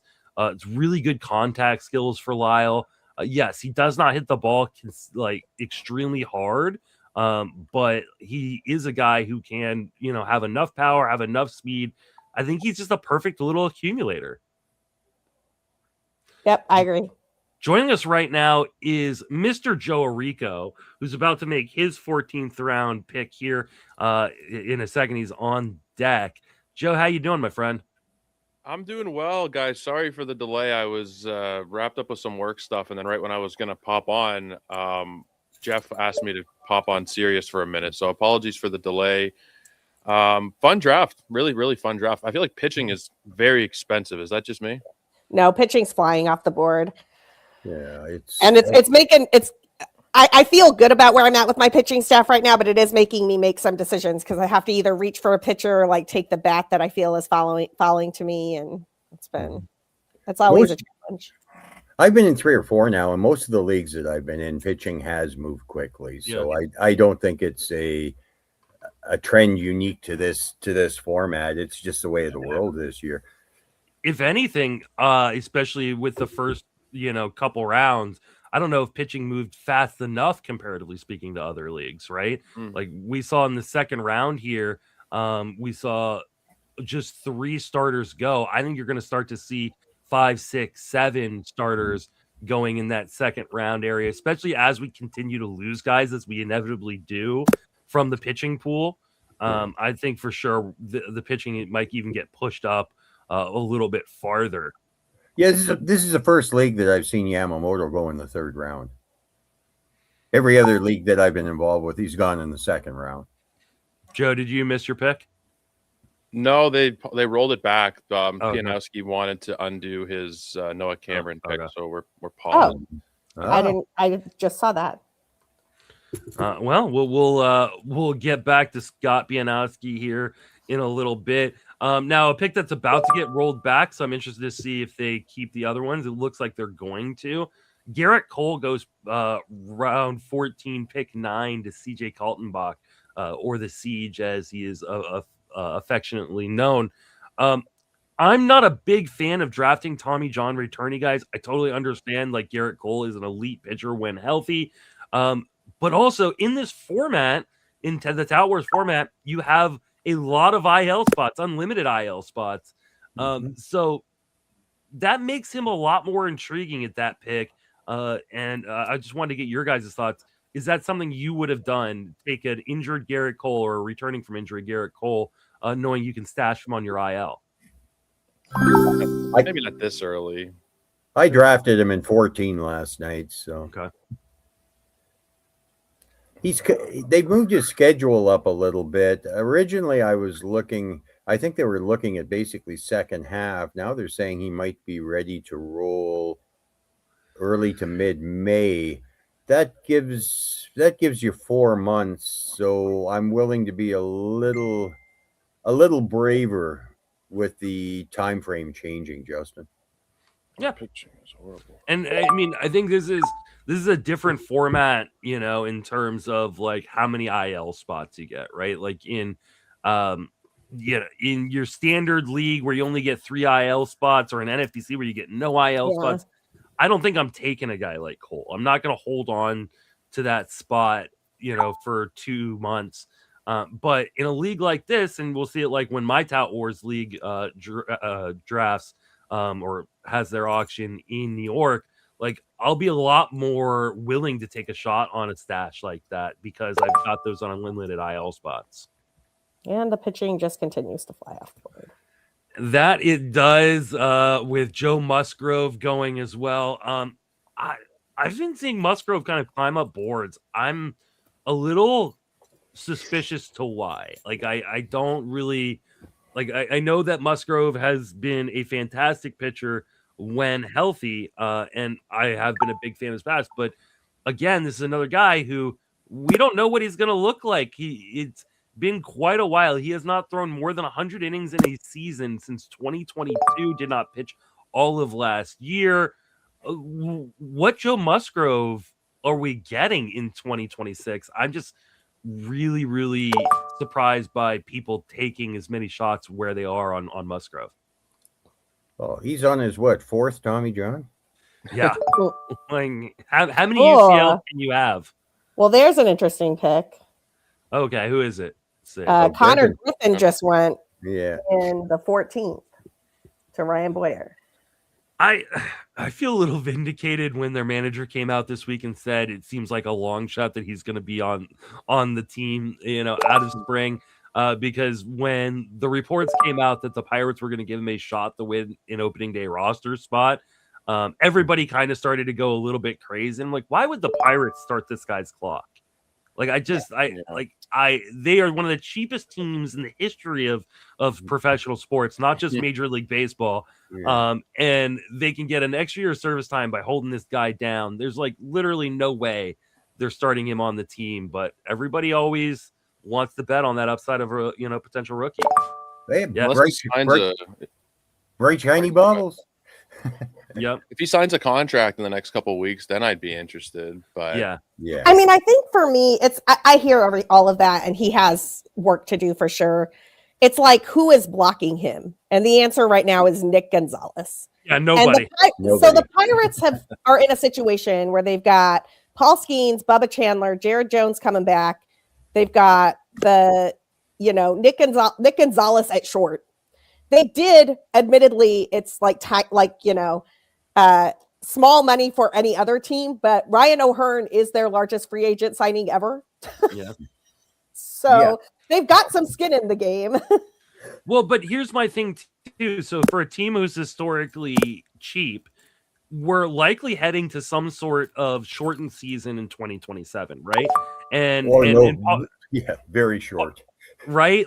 And we may not even get a season in 2027. What we saw last time there was a shortened season was that they gave players a full year of service time, right?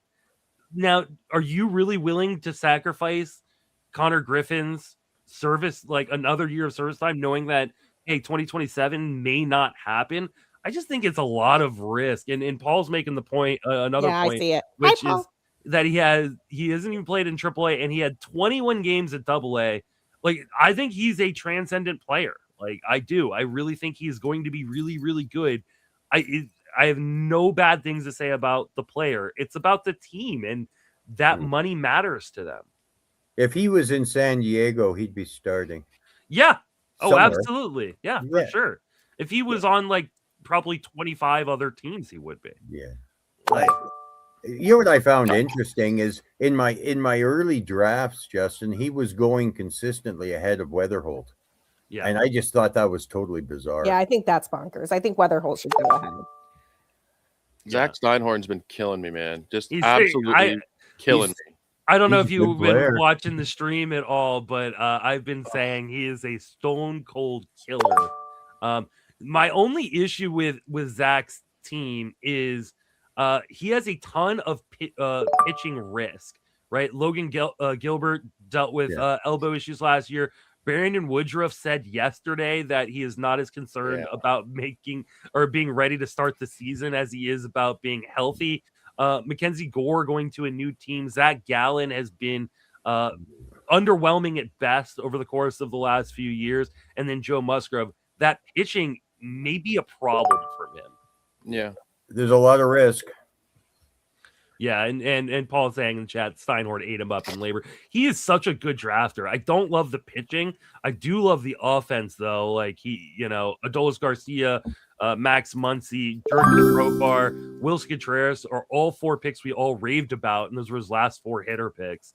And then, his start of Jose Ramirez, Jackson Churio, Randy Rosarena, Will Smith, Nico Horner, Willie Adames to start off his draft with the offense with Logan Gilbert mixed in there as a pitcher. He's got an unreal offense. The pitching, I think, is just the problem. 3 straight picks he sniped me. Garcia, Muncy, and Profar. I wanted all 3 of them. He's taken all 3 of them from me. Just brutal. Paul is that is brutal.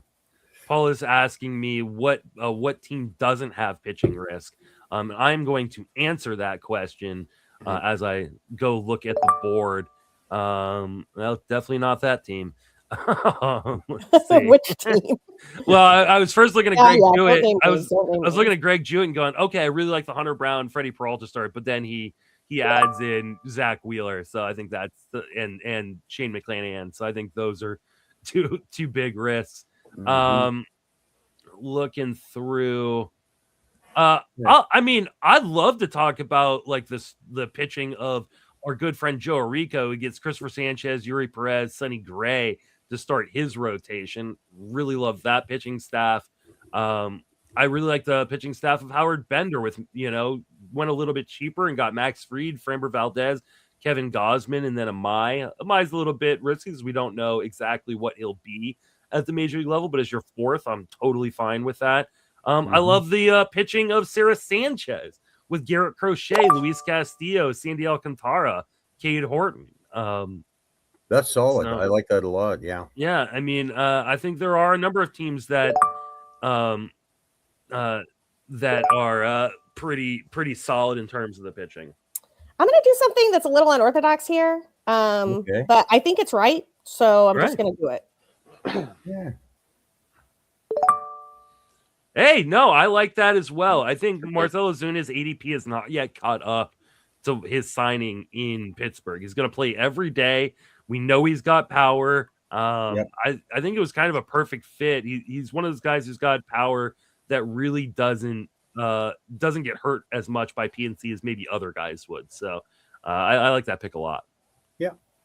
Yeah, I like the power and I like the on base percentage, and I don't know that he's going to lose his job to anybody. So, are you sad now that you're probably not going to get Ballesteros though? I am actually, because he's a huge target of mine, and I won't take 2 UT guys. But it's not. I mean, I've been playing this game long enough to know that sometimes you got the head over the heart, man. Like I obviously like Moises Ballesteros as a human being and a baseball player way more than I like Marcell Ozuna. That's one of the nice things about being an Expos fan. You don't have that. You don't have certain challenges. Is Ballesteros not going to get catcher eligibility at any point? You don't think? I don't think so. I'm not sure. So the thing about that, we were talking about a little while ago, but the short version is that I think they'll let him catch the guys he's familiar with from AAA in games where there's blowouts. And if Carson Kelly or Miguel Amaya need a day off, Miguel Amaya has been super injury prone, so it wouldn't surprise me if they gave him some time. But he's really not a good catcher. Paul in the chat, Moises is a dreadful catcher. He is going to get experience there when the Cubs are up 10 or down 10. He's not really going to get a shot to show what he can do when they're in a close game. And I just think that's going to be. I don't know if he gets to the catcher eligibility. And if he never gets to catcher eligibility, now don't get me wrong, I still think he's a totally valuable UT only bat. I think he is a guy you can pick to fill your UT spot, and he'll be sort of Ivan Herrera-esque last year, maybe even a little better. I do think he's that caliber of a bat, but I don't think he's going to be a catcher. My league mates agree with you, Sarah. I got some awful rude comments about that Ballesteros pick that I made. Just back it up with another catcher. The other thing there is, and I was sort of like, well, maybe they'll let him be the third catcher. Then they signed Christian Bethancourt to a minor league deal, and I'm like, oh, they're not going to let him be. Christian Bethancourt is the Reese McGuire of this year. If anybody gets hurt, they're going to go to him. So is that Abreu? In every sense of the word. Is that Abreu I see right after you, Sarah? Abreu. Yeah. Yeah, it is. Yeah. I mean, so that's interesting. It's a saves holds format, so you can't really draft skills for relievers, and it seems like that might be what somebody is doing there. What Cedarholm's thinking? Well, he's probably also thinking that Josh Hader is a big question mark. A lot of strikeouts there. Great peripherals. Yeah, love it. That's my favorite part of this league, man. You can just go for the really good pitchers who are going to hold or save because they're equal. They're equally valued. Yeah. And Siege just took the pitcher that I was hoping was going to come back to me, but that's okay. Who's that? Quinn Priester. Oh, Quinn Priester, yeah. Yeah. Not really a snipe when it's half a board and half a round away, but I was hoping Quinn Priester would make it back to me. Yes.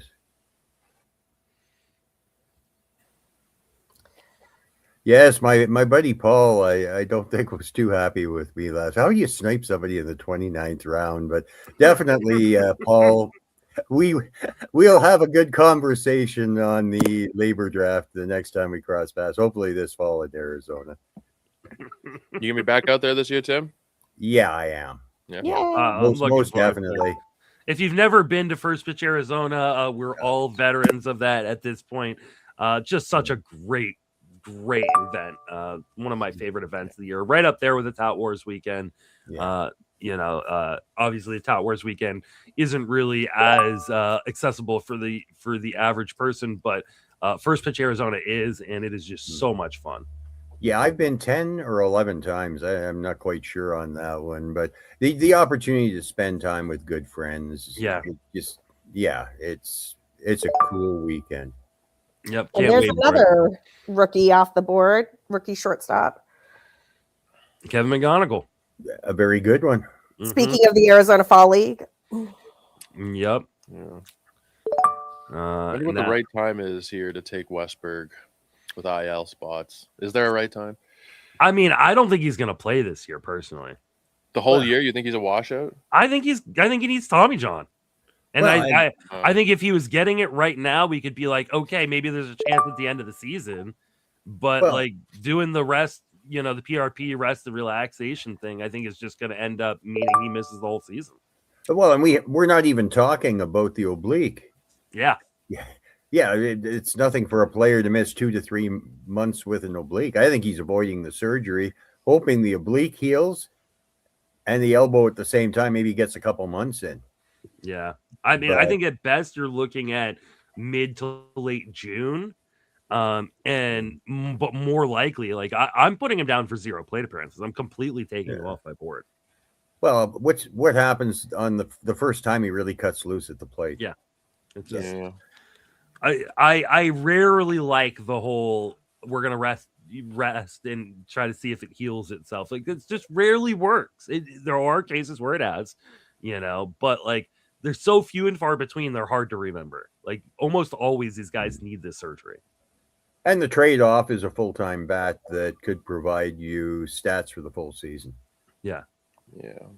Even though the IL slots are there, you're still passing up somebody that could provide value short term. So Britton Allen in the comments saying Trevor Rogers in the 11th round is a great value. Yeah, I said that at a time. Like I think the hate has gone a little bit too far to steal an old Matthew Berryism on Trevor Rogers.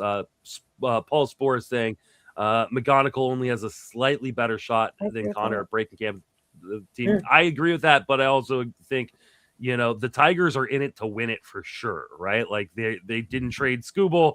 They want to win, and if they think McGonigal is going to give them their best shot at winning, I think he'll be up. I think he's going to be up early because I do think he gives them their best shot at winning. I think he could be up. I think he could be up before Griffin. Oh, I think he will be. I think for sure he will be. Well, maybe not for sure. I think he will. It seems like they're leaning towards. It seems like the Tigers are trending towards having him there on opening day. Yeah. I think they're going to give him an opportunity. The question is, where does he play defensively? Can he handle shortstop? I think that is, and that's always the hard question with prospects, right? Can these guys handle the defensive position? We often see these guys and we're like, oh, they're ready offensively. Like, let's get them on our fantasy teams. But like, there's more to it than that from a team perspective. So, I think he'll be shortstop. Can he handle it? I don't know. Paul might know better than me. Hey, we might see Max Clark this year at some point as well. I think we should see Max Clark at some point this year too. Well, you finally didn't snipe me for one pick. Well, I like that pick a lot, though. Griffin Jax is that's an excellent reliever pick in this format. Yeah, especially in this format where like you may be a little bit afraid in a regular saves league about Griffin Jax holding on to the closer role. It doesn't matter here. Like if he's not getting saves, he'll be getting holds. So yeah, I like that pick a lot. Once again, who'd you pick, Joe, that you didn't get sniped on? Sorry, who'd you pick that you didn't get sniped on this time around? I took Noah Cameron. Here. Okay, solid. Which, I mean, Pianowski took him in the 14th and then backed him out. I didn't think he'd still be there in the 17th. And I do have some concerns, but, he had a great year. I know that he didn't, translate to the expected stats, but a full season, sub-3 ERA, a 110 whip, doesn't allow a lot of hard contact. There are flaws, but in the 17th, I can take a chance there. Yeah. No, solid pick. I like it. What do you think about your surf team, by the way, Tim? Are you happy?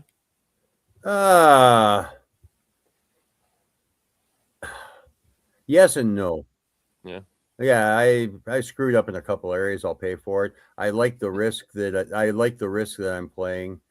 We'll see how it pans out. But I know one thing: we have $1,000 worth of fab. I will use $1,000 worth of fab this year, Joe. That's how I feel about my Glarf team, but that's okay. Yeah, it's sort of ambivalent there. I like my labor team a lot better. Yeah. I think that I did what I needed to do given how the draft rolled out, and I also think that I didn't like how the draft rolled out, and I'm gonna have some stuff I have to fix, and that's okay. Yeah. It's a long year,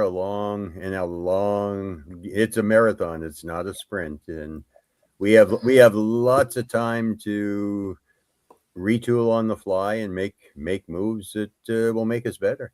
Yeah, all of us. That's good perspective.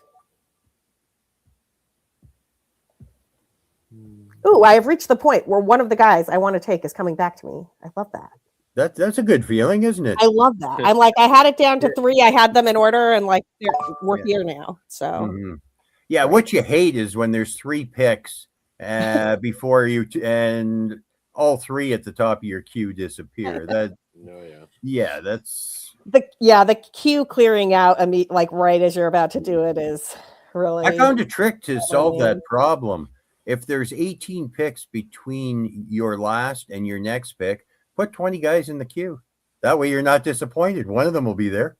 I mean, I've got a bunch of guys in my queue, but I had 3 that I was leaning towards. So curious to see who it is. We'll see. Yeah, a lot of good pitcher going off the board in this round. Who just went? Shane Smith. The White Sox. Yeah, I've come around on him. I've come around on Shane Smith a little bit. Yeah, Logan Henderson's interested. Logan Henderson. I have a lot of a Logan Henderson. I took him in the surf draft. Okay. Iglesias. What do you guys think about Iglesias, Suarez? What's your feel on that situation? Iglesias for this year, Suarez for next. Yeah. I think Suarez will get some saves and he'll get a pile of holds, but I think Atlanta wants Iglesias to be the guy. I think they're going to give Iglesias the first shot, but I think it'll be a short leash. And what we did see last year was Iglesias lose that job for a quick minute. And if that happens, then Suarez could just take it and run with it. Casey Mize is interesting this late. Yeah. Undervalued guy. Yep. I like the Casey Mize pick. Love the Andrew Vaughn pick. I know I mentioned him earlier as a guy like I'm willing to miss out on some of the early first basemen because Andrew Vaughn is going through late. So I do love that pick by Scott Pianowski. Who's that? Andrew Vaughn. Oh, Andrew Vaughn, yeah. Oh, and here's one. Joe, I don't know if you had him in your queue, but Jackson Holiday, who's being pushed down because of the ham 8 bone issue. But again, in Tout Wars, you've got the unlimited IL, so you can just throw him on your IL. Oh, he's ready to go as soon as he's back. 18th round seems like a really nice value on Jackson Holiday.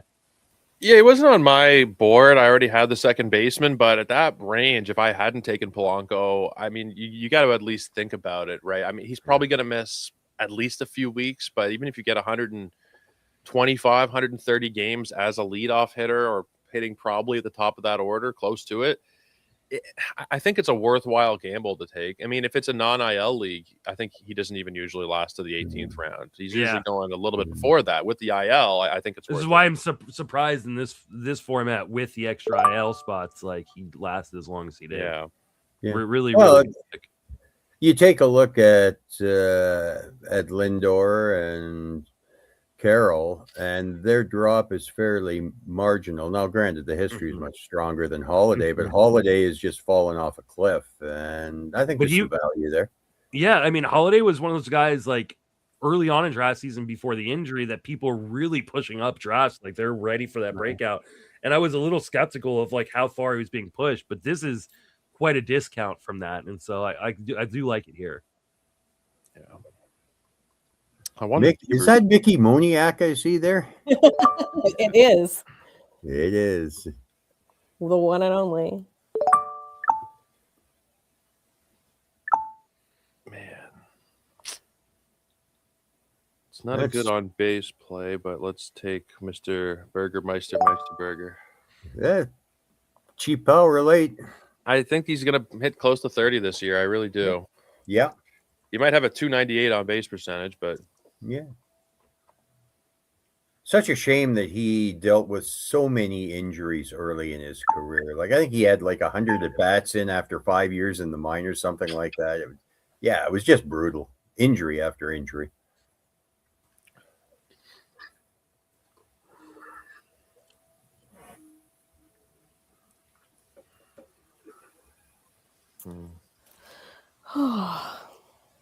Starting to get tired. I mean, we're hitting that point in the draft where it's like, oh, I got to take that guy, I guess. Yeah. not a lot of picks you're real excited about after round 15. Yeah. I don't know. I like that Ryan Nelson pick. I love the fact that he's working on changing the shape of his breaking stuff this offseason. He really was good last year. It's a great park with a fantastic defense behind him. I like that Ryan Nelson pick a lot. I do too. He was in my queue. I always like Nelson. Good stuff. Really good season last year. But the stuff is like 108, 109. I was kind of surprised. Yeah, it's really good stuff. So, yeah, I love the Ryan Nelson pick. He's been on a lot of my early teams so far this year. And last year they messed around. He didn't start the year in the rotation from what I remember. I think he actually had a save, but there's no reason for him not to get 30 starts this year. Yeah, I think he's finally cemented in that rotation, yeah. Looking at that bullpen, there's no reason he couldn't get 30 saves this year. You're not wrong. That bullpen is a disaster. For a team that I thought was really trying to compete, like they really don't care about it. Really like what Greg Jewett just did with that Willie Castro pick, and I was looking at that for my next pick, and it's not really a snipe when it's the other side of the board, but that's a great pick. I think he's super undervalued. I think people have not caught up to the fact that he's going to play every day in Colorado. The position eligibility is great. On base percentage is good for this format, and cores, man. Willie Castro resurgence seasons are incoming. Yeah, I agree with Spore here. Spore in the chat talking about Dre Jameson as the closer in Arizona. I think I kind of agree. That's who I'm targeting. Yeah. Oh, all right. I've been targeting Seawald. Seawald, yeah. Is he gonna be healthy to start the year? Who knows? But I mean, he's the guy with the quote unquote closer experience, right? Yeah, I think he'll probably get first shot, but I don't know how long that 88-mile-an-hour fastball will get it done. It's just such a terrible bullpen. So yeah, it is. Their best hope is done for the year, isn't he? Or one of them, Sal Frank. Lou's asking me if I have any advice for our first time main event. Never done one, but decided pull trigger. Be super, super prepared. Really, especially if you're going to Vegas, there's going to be a lot of the ADP that's already run from online leagues and the New York leagues and things like that. So make sure you're really attuned to that, but also just go get your guys. And you hear this said about all leagues, but really in the main event, people throw ADP out the window and just find where your values are, go for them. It's a really, really tough league. All the Vegas ones are, but I like it because they have the breaks, which you don't get in the online. So it's a lot of fun. But yeah, be really prepared, as prepared as you can be heading in, have a plan and be ready to adjust that plan really quickly. So I think, it's a fantasy league, man. Like you don't have to overthink it too much, but you do need to be prepared for it because it's a really, really tough rooms. There's an interesting late pitching pick. If the velocity holds at 97 on the fastball, he's only got 2 pitches, but Senga's got some potential. If you can get enough innings out of him, that's the problem. I think Senga here makes a lot of sense because of like that IL depth that you get here in Towers. Same with Grayson Rodriguez, right? Like we don't know what Grayson Rodriguez is. Supposedly they fixed the issue that's been leading to all these problems. But in an unlimited IL situation, yeah, I'll take the gamble and hope it works out. I knew the Angels would be the team that would figure him out. I just can't believe the Orioles traded him. Like I understand, like Taylor Ward's a really good player, and he's going to offer a lot of thump in that. But they have so many outfielders. They need pitching, and they trade away a guy who, when he was healthy, was like emerging as like a top 25 starting pitcher for a position of not need. I just don't understand it. Just to put Tyler O'Neill on the bench too, like you just paid. Cut him.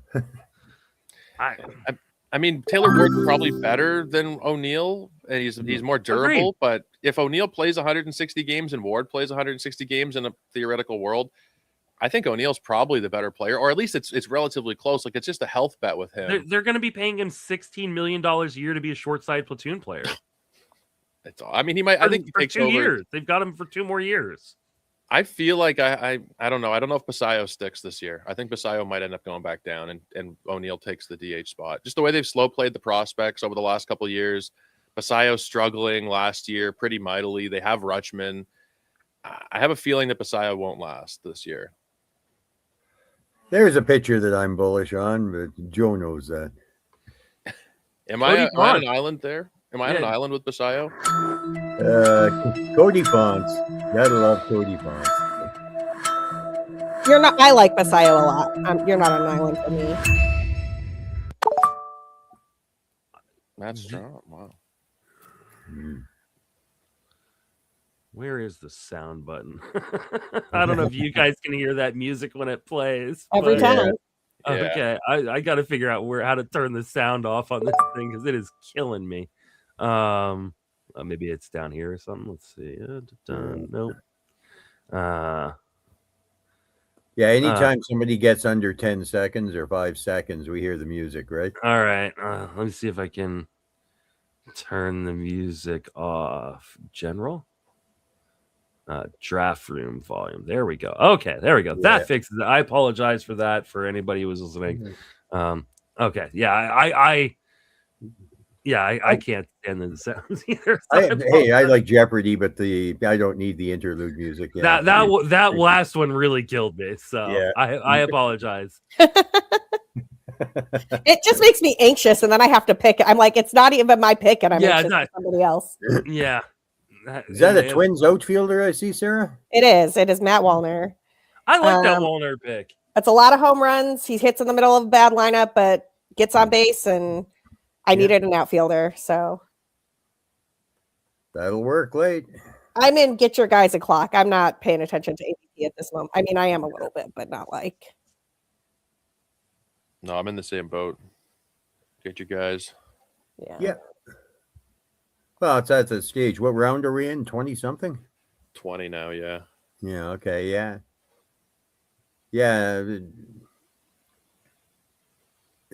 It's time to add the players that you like. I like that Zebby Matthews pick by Matt Cederholm right there. Matthews kind of cemented in the rotation now that Pablo Lopez is gone. Really, really great stuff. And I think better command and control than people kind of give him credit for. So I like Zebby, as long as he's healthy, to take a massive step forward this year. So I'm not a Tovar guy, but in the 20th round, that's a good one. I agree. Yeah, like that's recency bias at its best. Mm-hmm. What, is he even 23 yet? I think he might be 24. Yeah, I'll double check real quick. I mean, his on-base percentage is going to be horrible, but he could be 25 and 25. Yeah, he's 24 years old. Yeah, okay. And he's definitely going to have a sub 300 OBP, and he has every year of his career so far. But when healthy, he could be 25-10 type of player. So there's a Keith Colt situation. There we go, baby. We love Keith Colt, triple eligible. We love to see it. Going to be leading off on the strong side of platoon in Detroit. Still has great underlying skills. Everybody knows I'm a big Colt Keith fan. Well, you got 45 reasons to like him, Justin. Yeah, I do. I absolutely love Colt 45. He is just, I think people have kind of forgotten about him.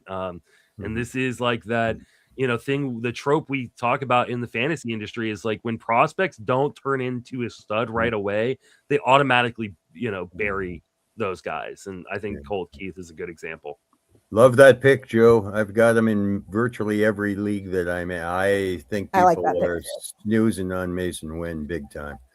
Well, just something I'm buying into this year is just those guys whose prices have dramatically moved, whether it was kind of a bad season because they're a little bit older or whatever. Mason Wynn's like 150 picks cheaper than he was last year, 100 plus picks cheaper. I don't think he's amazing, but double-digit homers and steals, he's going to play 162 games. Yep. I like it. Yep. As do I. Yeah, but those guys that are just boring, I'm like, the Brian Reynolds, the Ian Happs of the world, like I'm all over them this year. Yeah. Consistency does count at some point in time, doesn't it? Ian Happ has had a run of 4 or 5 great seasons. He really has. Undervalued, I think, for almost all of them. Yeah. What do you think about him, Sarah, being in Chicago? I think Ian Happ is a really solid above average player who constantly sets a floor that is perfectly fine for like your second or third or fourth outfielder. I think that from a team perspective, from a I cheer for the Cubs perspective, it can be a little frustrating because having left field blocked blocks off a lot of possibilities for acquiring guys who could be more interesting or could have more home runs or whatever. But like, I don't know, it's hard to say no to a guy who gets on base at a 330 clip, hits 20 home runs every year, plays every day, and does all the things he's supposed to do. So it's kind of like he's the definition of like a slightly above replacement everyday type of guy, and I like it. I don't think the Cubs are going to extend him though, because I think that they probably think like they found themselves in a little bit of a pickle with some corner outfielders that they couldn't give any run to because those spots are blocked by Happ and Seiya. And I think they're probably more into the Seiya part of that than the Happ part of that, but that's just my 2 cents. Where do they got another 2 years on Seiya, Sarah? I think this is Seiya's walk year. Oh, okay. I think Seiya and Happ are both free agents at the end of this year unless they extend them. I could be. Let me double check that. This is Seiya's 4th year for Seiya in the league? This is his 4th year, yeah. 4th year. The Cubs did a very interesting, look at all these contracts that just happened to end in 2027. Maybe they knew something. Well, it's timed for the CBA. I mean, it's very obvious. Yeah, this is Seiya. Seiya is a free agent in 2027. So is Happ. So is Nico Horner. Right. Wow. Yeah, there's a lot of talk about Horner being moved in the offseason that never came to fruition, eh? I don't think Horner's going to get moved. I think Horner's going to get extended. I think Matt Shaw might get moved. Oh, really? I can see that. Yeah. But Horner is like a 4 to 5 win player every year. I don't know why they would want to trade him. The weird thing about Nico Horner, and at the risk of crediting Jed Hoyer's philosophy on life, which I hate, he doesn't have expensive skills. He plays excellent defense. He hits approximately 300 and he runs, but he doesn't hit for a ton of power. So that shouldn't cost you. It shouldn't cost you the same as what a big power hitting second baseman would cost you. And I just feel like the Cubs think that is intelligent spending. That is their term, not mine. But that is like, it's like, hey, we got a good glove. He's run suppression for our pitching staff and good guy. And I think the rumors or Nico Horner moving are much overstated. I think that's other teams wishing Nico Horner was available. Zach is going to take my guy here. I can already feel it. I mean, I'm not even getting my hopes up on my guy because I'm sure he's going to go. So I'm just waiting. Do not take him. Don't. He's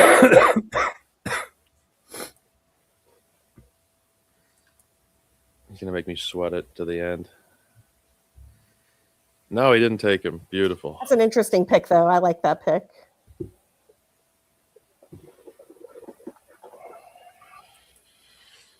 Yeah, I like Gorman. Who'd you take there, Joe? Braxton Ashcraft. Pirates, youngster. Yeah. Nice pick. Thank you, Tim. It's all about just will they let him pitch 150 innings or so. I just hate the way that they have handled their prospects, especially, what happened with Bubba last year, just front and center. Yeah. I don't think they're going to do that with Ashcraft necessarily because he got up last year. He made I forget how many starts he made, 8 or 10 starts. But yeah, I don't trust them organizationally to do the right thing most of the time. Well, yeah, when you mentioned Bubba, a lot of I think what happened last year was his own doing because all of a sudden he forgot how to pitch, right, for an extended period. So I think that also didn't help in that process, Joe. Yeah, that's fair. The walks went crazy. I think he was just pissed that he was still in the minors. I think that there was could be, yeah. You know what? You don't want to promote me? Fine. I'm gonna walk 6 guys. Yeah. Who knows? Maybe it wasn't like that because it does sound stupid when you say it out loud. But it just seemed like there was some frustration in the way that he was handled. That probably. Well, I think all Pirates pitchers have a stopwatch. Okay. Into that last arbitration. Okay, and they're counting it down, right? Yeah. That's very true. We're seeing this is the round as kind of the big gamble round, right? Like we got Ryan Weathers here to start the round, Andrew Painter, Nolan Gorman, Jordan Westberg finally goes to the Siege, Jonah Tong, Roki Sasaki, just a lot of people going, hey, it's the end of the draft. A lot of these guys are going to end up getting dropped from my roster anyways. Let's take a gamble here. Yep. Roki Sasaki is who I was looking at, and so now I got to pivot. I don't know what his role is. Is he a starter? Is he a hybrid? Yeah, I think he's a starter. I think they're going to give him every opportunity to start. I think they need to know whether he can do it or not. Well, I'm avoiding Roki myself, and the Japanese player that's my gig. He hasn't proven he can stay healthy. There's something wrong with the arm, and I think they're trying to work around the inevitable. They've got him penciled in as a 6th starter, but the last time he broke 100 innings, I think, was 22. His high watermark's 122 inning. It's all about health. The skills, there's no doubting them, but I just don't know if he can stay on the field and avoid what I think the inevitable is, and that's surgery at some point. I wish his fastball was better too. Yeah, it was. Early in his career, he was consistently breaking 101, 102 miles an hour. Yeah, his fastball. But then again, injuries. Yeah, he was 96 last year on the fastball, and the stuff rating on it was 79. Ooh. Holy shit. Yep. He was good in the playoffs. I mean, when they used him down the stretch there, he was definitely better. But if it was any team other than the Dodgers, he would be their closer this year. If they hadn't signed Diaz, people would be drafting him as the closer, I think. Yeah, exactly. And I think he could have handled the job, Joe. Yeah. The Dodgers, though, well, the Dodgers are the Dodgers, right? The Dodgers will write that check. Yep. And they'll write it again, and they'll write it again, and they'll write it again. Unfortunately. I'm not better at all. The Dodgers are a psyop. I think the Dodgers are just spending all this money to backdoor a salary cap. They're like, oh, the Dodgers, like the other leagues are like, oh, it's so terrible. And they're gonna do it to try to. I don't think the Dodgers want a salary cap. Like, let's be honest here. Like they especially with the amount of deferred money they have, if there's a salary cap, the Dodgers are in trouble in the future. They have so much money piled up. They have like $1.4 billion deferred. It's absolutely bonkers. I think the Dodgers want a salary cap less than the players do. Like, I actually, people do the thing every time the Dodgers sign somebody where they're like, your team could do this. They just should spend money. I'm like, actually, they can. Like, there are teams that could do this, but most teams cannot defer $1.4 billion into the future. They don't have that much liquid cash to put in escrow to defer. Let's be real honest about it, right? There are 3 tiers of teams. There are the haves, the have-lesses, and the Dodgers, right? And the refuse to spend Cubs. Right? No team is a have-not. Like this idea that they're a small market team. They can't compete with players. We were saying that about San Diego before they went out and signed Hosmer and Tatis and blah, blah. Like there's Machado. No such thing. Yeah, Machado, right? There's no such thing as teams that can't spend. There are teams who choose not to. Now, if every team spent to their ability, obviously there would be discrepancies, between who can spend more than others, and the Dodgers are the clear front runner in that. But yeah, like the Dodgers do not want a salary cap. If there's a salary cap, like I said, I think the Dodgers are in trouble long term. Yeah, well, they're going to have to grandfather in something that says if they put in a salary cap that the teams that are above it are going to have a few years to get under, and the Dodgers sign a 10-year CBA and say the salary cap starts in year 8. Well, I don't want there to be a cap, to be clear. I don't either, but I think that's the solution. And some other stuff, and I genuinely believe that the Cubs have somehow like created a situation where the NL Central just doesn't spend, so they feel like they don't have to spend either, and they'll work their way back. But it's going to be a hell of a fight for sure. Yeah, well, I'm not looking forward to it.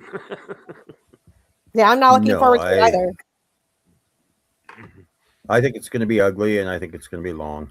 And you know what? The owners that are screaming for caps, et cetera, get their thoughts on salary floors. Yeah. Yeah. I mean, I don't think you get a salary cap without a salary floor. Like, I just no. You have to have both. They need both. They need both. If they're going to do it, they need both. Yeah. Yep. All right, we are running into round 23, so kind of coming home stretch. I like the kind of 22nd and 23rd round picks here from Ray Flowers, getting Troy Melton and Ryan Walker. I think Walker is the closer, but at worst he will, set up in San Francisco. Troy Melton, high upside arm, probably not going to be in the opening day rotation, but could be up very, very early as soon as there is an opening from injury or performance. So I like that Troy Melton pick a lot. I like the Benji pick. Yeah, I like the Louder pick too. I love the Louder as long as he can stay healthy. Yeah, that's the problem with Jason Louder is staying healthy. Yeah. Yeah, Crawford too. They've basically said he's going to get a chance for that center field job. That's a lot of potential seals, assuming he can hit the ball hard enough to keep that job. Which is a question mark, but in round 22, it's a guy who's probably got a job who can run a lot. So go for it. Yeah, completely agree. Yeah, this one's for Jason Collette. Bunts do count. I'm with Jason on the never bunt crowd. My favorite thing about the Cubs manager is that he is with us on the never bunt crowd. Yeah, Craig Campbell hates the bunt, man. Yeah, good. I can't remember who it was. Somebody who was a pretty good hitter tried to bunt for the Cubs, and I'm like, there's no way that Craig Counsell told him to do that. It's definitely he did that on his own. You kind of see it in the whole reaction. Is that a Jays outfielder I see? Yeah, the newest one. Yeah. I like him, man. I think that's a good move. I don't know what the Astros were doing considering their outfield depth, but we'll take it. Yeah, I was going to say it's not like the Astros have a strong outfield. No. Horrible. I was actually really surprised they didn't try to sign Castellanos. Like I thought that was the perfect fit for the Astros considering how bad that outfield situation is. And then I thought Conforto. I saw reports that Conforto was talking with them, and then Conforto signed with was it the Cubs? Yeah, the Cubs. Yes, he did. Yeah. Come on down. I don't know what they're doing in the outfield there, and that cannot be the outfield they enter into the season with. I mean, I think it's gonna be, but Happ, Suzuki, and PCA. Is that what it is now? Oh no, I was talking about the Houston outfield. Oh, yeah.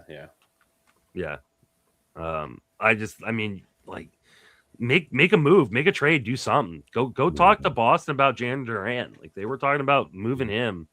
They've got a glut of outfielders. I mean, Baltimore's got a glut of outfielders. Go get Tyler O'Neill. I don't see that one happening. I don't either, but yeah. But I mean, go do something. Go see if you can get Dylan Beavers or something like that.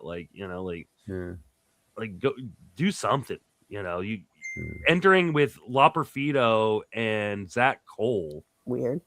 On your corners, that just seems like a disaster waiting to happen. I happen to like one of those two, but as a Loperfido? No. Cole. Okay. Do you think Cole's going to hit enough? Do you think the hit tool is good enough for Cole to actually be a viable fantasy guy? Well, he performed well at the end of last year. His minor league numbers are fairly strong. I guess it depends on what your expectations are. For purposes of our game, a 5th, 6th outfielder, I'll roll the dice and see what happens. Britton Allen's saying, I wonder why Ryan Weathers falls in every draft. It must be health issue. It is. It's absolutely health. I do think he's fairly priced, though, considering, right? Like, he's pitching for the Yankees. He has shown really, really good skills, but Ryan Weathers has just never been able to stay healthy, over the course of his entire career. We're talking about a guy who has never thrown more than 94 in 2/3 of an inning in a single MLB season. And that was back in 2021. Like that. What can you, like, a lot of the projection systems have him for, 90 to 100 or 130 innings. I think the 90 is closer to what you get. I think it'll be a good 90, but that's still 90 innings. I'm willing to bet that Garrett Cole throws more innings than Ryan Weathers. I wouldn't take that bet because I think you're right. So I honestly haven't dug into Cole so much. What's the timeline looking like for him? Like mid-season, like a couple months into the season? Early May, they're talking. Early May, really? Okay. Early to mid-May. I think in a league like this, it makes sense, right? Because you have those unlimited IL spots, but they say early May now, and then we could get to early May, and they'll be like, we're just going to slow roll him, The thing with Cole, too, is the last time he was pitching, I don't think that he was at his peak anymore. The strikeouts are into the mid-20s. They're not in the mid-30s anymore. I don't know that you're going to get a peak type of Garrett Cole season. His stuff is still good, but it's not like he is not in his prime anymore. You might how much of that drop off was the injury? I think that's, I don't know, because even in 2023, which I think was his Cy Young season, he had a 27% strikeout rate, which for most pitchers is phenomenal, but he had been 39, 32, 33, 35, 32, and then down to 27, then down to 25 with the injury at age 36. I have a hard time getting excited about it.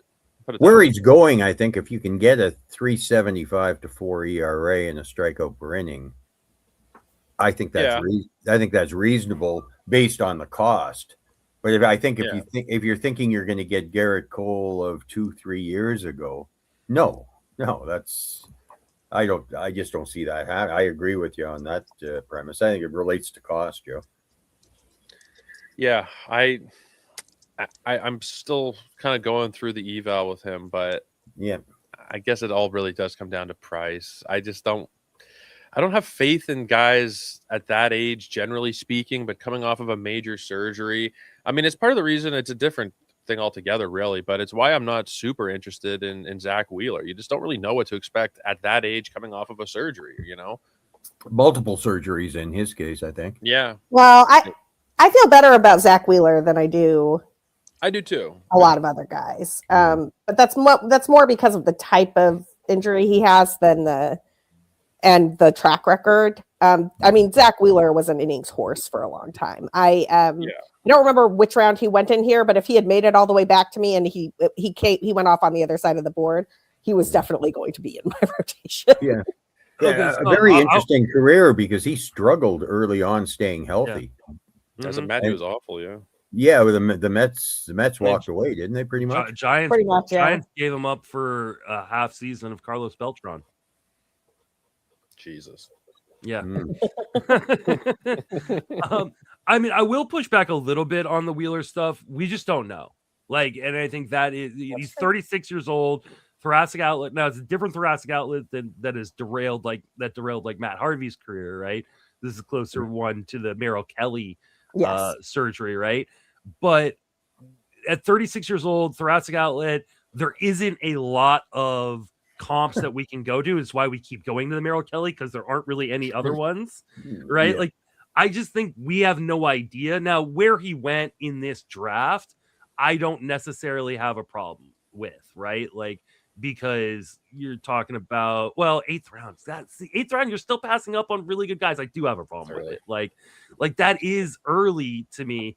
Now, I'm not probably drafting Garrett Cole, right? Because I don't take Tommy John returnees in their first year back. We saw it with Yuri. We saw it with, Sandy Alcantara. It's like these guys struggle with command and control when they're working their way back from these injuries. They can be very inconsistent. We saw with Robbie Ray when he came back from Tommy John. Yeah. And in Yankee Stadium, I don't want to deal with a guy who's struggling with command and control, right? Yeah.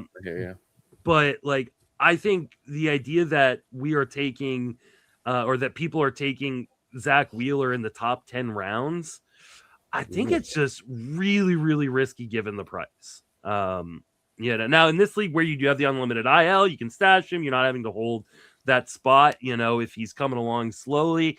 But ultimately, I think you're inviting too much risk onto your team. I agree. If he was 26, I'd be like, okay, but he's 36. Like he's already announced he's retiring after this year, hasn't he? Yeah, I just don't know what you're gonna get. Who said that? Didn't Wheeler say it? Wheeler said he's retiring after this year? I'll look it up. I hadn't heard that, but I hadn't heard that. Oh, I thought I read it somewhere. I wouldn't be shocked. I mean, at his age, with everything he's put on his arm already, it wouldn't be overly surprising. But I just hadn't heard it. It kind of took me off guard there when you said it.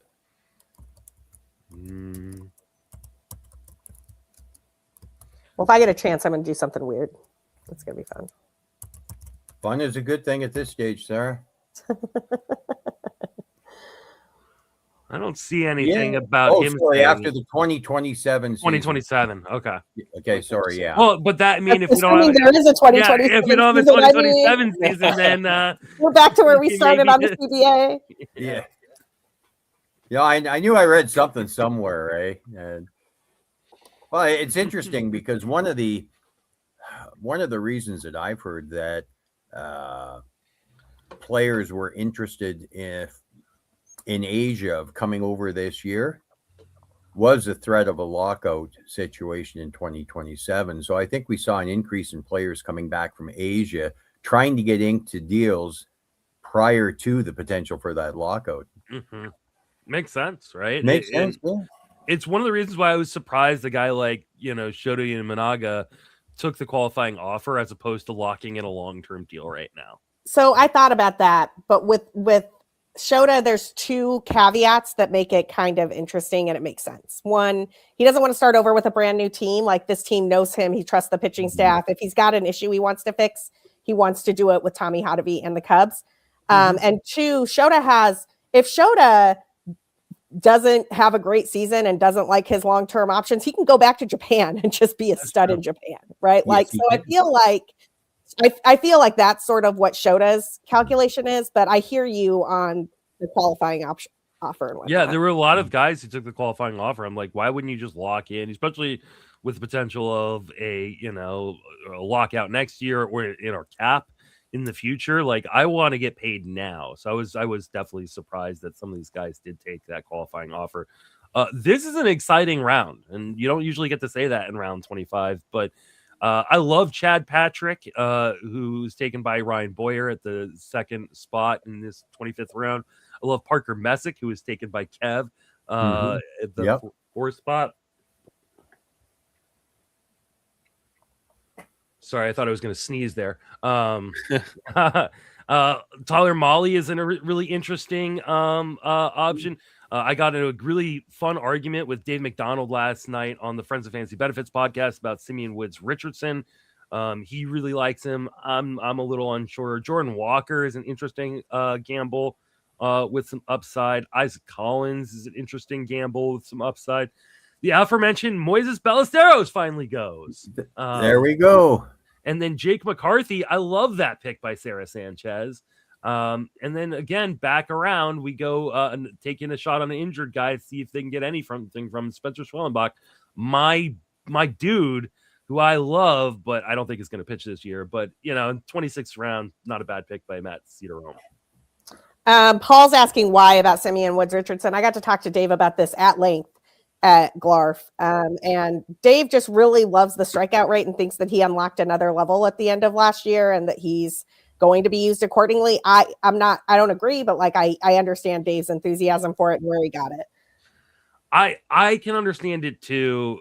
He has terrible stuff. Like it's just like like his fastball has got an 83 stuff plus, league average being 100.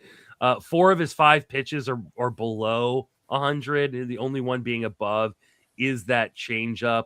And it's not like he throws the changeup much at all. He only threw it 4% of the time last year.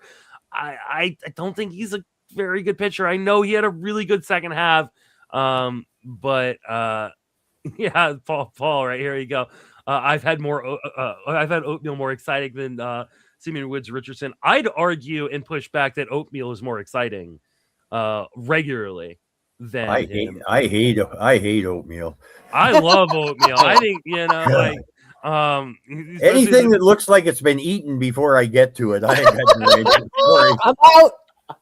well, as a Canadian with poutine, I can't believe you'd make that argument.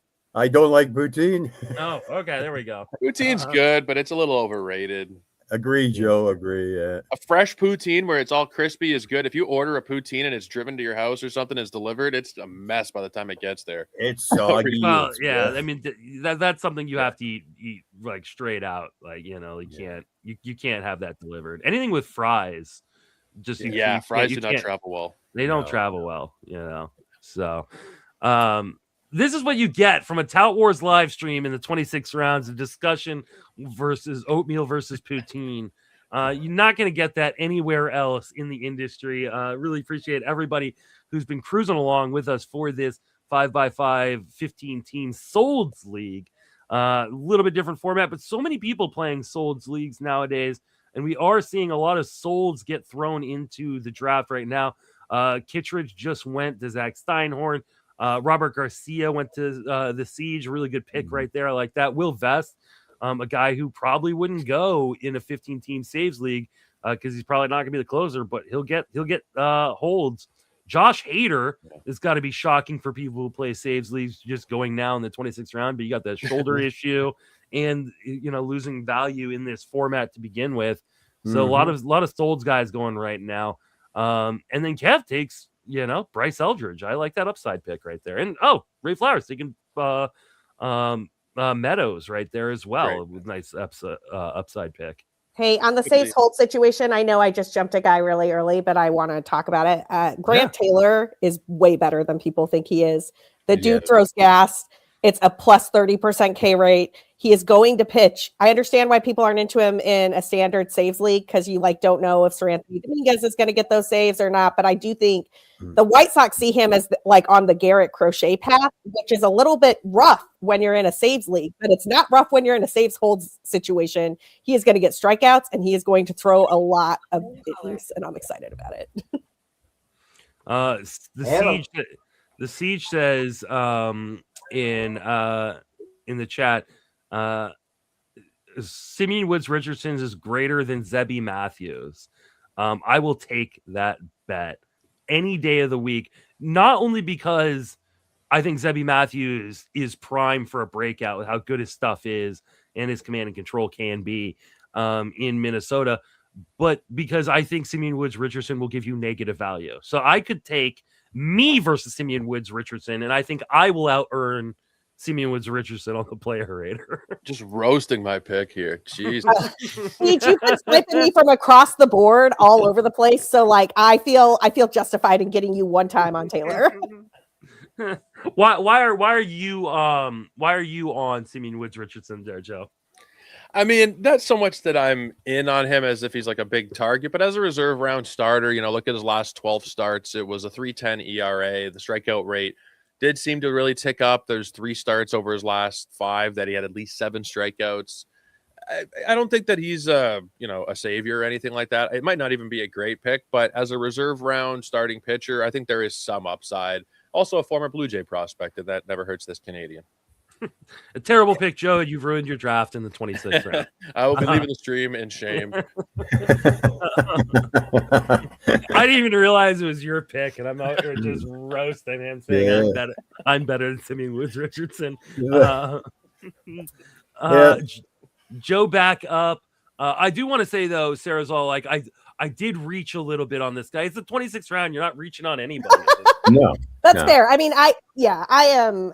I am very into Grant Taylor though. Like I think that's a play. And will they move him into the rotation in the second half? Is that the plan? I think they're going to try. I think they want to stretch him out a bit, and I think he could be one of these guys that throws, a 30% strikeout rate for like 90 innings or 100 innings, and that would just be really fun. Yeah, I know. I read that they're looking at moving him into a multi-inning role, and obviously they want him as a starter. It's just I wasn't too sure on the timeline. I haven't seen anything. I mean, I know I'm not a scout, but I go to a ton of games, right? And I got to hang out at Sox Park last year, right behind home plate, with some friends who have really good season tickets. Nice. And it sounds different when he pitches. It looks different when he pitches. Like it's a category difference on the other guys, and I want in on it. Yeah, that's what I found about Arizona. You're sitting in the stands, you're talking to friends, you're having a good time, and all of a sudden you hear a ball hit the catcher's mitt, and everybody stops and takes a look. You can tell by the sound as to what's happening. You really can. What's your distribution of like hitters to pitchers right now, Sarah? I'm at 15 hitters, 12 pitchers. That's a good question. I haven't really been paying that close of attention to it. I've got 12 pitchers. 12 pitchers and 16 hitters. Okay, yeah, we're on the same. Love that Nick Martinez pick right there by Sarah. Just a really, really solid guy, and I think the team that can really elevate Nick Martinez is a team like the Rays, who know how to use him really well. Well, he gets to go back to that dome situation too. He doesn't have to worry about pitching at Steinbrenner Park. And Nick Martinez was good last year, man. I got to watch him pitching for the Reds. Like I was like, he's fine. There's not a lot of interesting starters right now, so I'll take that. Can I also just say, I think Edward Julian was just, I understand he's an injury risk and it's Colorado and the Rockies are not interesting, but like he is the strong side platoon guy for a Rockies team that does not have any other options there. And the on-base skills have always been good. Yeah, so if he's healthy, I don't hate that either. I think in this format, it makes a lot of sense, right? Because he's been a double-digit walk rate each of his, or in every year of his career. So like the on-base percentage isn't going to be nearly as bad as the batting average could be. I mean, for reference, people, we saw him in Arizona Fall League in the home run derby, and we were sure he was going to take a walk. Like the dude loves to walk in every situation. Yeah, like home run derby. Nah, I'm not going to hit a bomb. I'm going to take a ball. Here. Add the OBP a little bit. Yeah, exactly. So, like I don't. Like, I'm not jumping for joy or anything over a guy like Edward Julian, but especially because he's probably hitting 8th on a Rockies team and a strong side platoon. Sure. But like, this is an opportunity, and it's for me, especially towards the end of a draft, one of the things I'm looking for are guys I can make a quick decision on, right? And you're going to know pretty quickly whether or not or how much Edward Julian's playing, if he's going to have value, and if he's not, doing well. He's a really easy cut. Yeah, I'd rather draft him than a guy that I, am going to be kind of like, ooh, Bryce Eldridge is a good example. I like Bryce Eldridge. I think he's a gamble, but like, if he's in the majors and sucking, like, are you gonna have a hard time dropping him? Like, I think that, like a guy like Julian makes a lot of sense as an easy cut if he doesn't pan out, or some upside if he does. Yeah, that's a good point. Yeah, definitely in the easy cut category. I'm not like wedded to it or anything. I just like it a lot in round 27 or 28 or whatever I took it in. Hey, if you like it in round 27, 28, then you're going to be happy, right? Because there's not a lot to like in round 27 or 28. Nope. A guy I do like in round 27 is Jake Mangum. It's an interesting pick by Jeff Pontes. Brady House is an interesting guy who, like, hey, there's power in that bat. I think they're going to give him all the runway in Washington. I think he's kind of an underrated guy. Interesting stash in Peyton Tolley from Matt Cederholm. I had a good argument with Dave McDonald last night on the Friends of Fantasy Benefits podcast on stashing guys like Tolley and Conley early. And I was like, I don't think they're going to be in the rotation. And he really challenged me. He's like, it's Boston. They want to win. Like, these guys might, break camp in the rotation just because they're better pitchers than some of the other guys. Bellows stinks. And Oviedo's not great. Yeah. It should be totally in early by May at the latest. It should be. Whether it will be or not, I don't know, but it should be. Yeah, I agree. Another guy who could find his way in the rotation at some point just went in Brandon Sprout. Brandon Sprout. I like that pick too as a stash. You got to be careful though. You don't want too many stashes because just because you have unlimited IL spots doesn't mean you have unlimited minor league spots or no minor league spots in this league. So you got to keep those guys on your bench. I will say Brandon Sprout is somebody I'm super interested in as well, particularly because I just think the Brewers do such a good job with young pitching. And he was already an interesting arm with the Mets. And I'm like, oh, now he gets to go to the Milwaukee voodoo machine. It's like the Brewers and Mariners, man. They're just cranking out starters. And I mean, the Brewers have a lot of question marks within that rotation. You know, we were just talking about Brandon Woodruff. Like, is he actually going to be ready for opening day? Like, is Henderson going to be on this roster? What are we going to get from Jacob Mizorowski? I think there's going to be opportunities for a guy like Sprout to come up and actually be really competitive in that rotation early on. If he takes a job from Logan Henderson, I will riot. I will riot. But to talk about Bello in the chat, like I don't think he's good at all. I disagree. I'm on the siege train here. I like Bello a lot. He is. I'm never gonna get over that. His changeup is so good. Like I just think it's gonna come together for him. I don't know. I'm a Bello believer. He's a guy I'm really wanting to watch in spring. And the first outing was, don't worry about the earned runs, as much as I love to see the 2 strikeouts in an inning, a third. Walks and strikeouts, something I'm really paying attention with Bello. I will, like Paul said, like, well, they paid or they signed Bello though, but it's not a contract one that I think Boston will worry about having to play a guy, right? Boston has shown us over and over and over again that they will pay guys money and then not play him if they don't believe that player is the best. And it's only like $9 million a year, from a starter, right? Like that's not going to hurt them if they don't have Bello in the rotation. I think Bello will be in the rotation to start the season. I think it'll be a short leash with those guys in the minor leagues though. He had a 17% strikeout rate last year. 17. Like it's fine margins for him. Like I think he's got to either unlock another pitch or do like there has to be a drastic change. Like I know on the surface, like 3.35 ERA, whatever, but the whip is high, the strikeouts are low, the command is iffy.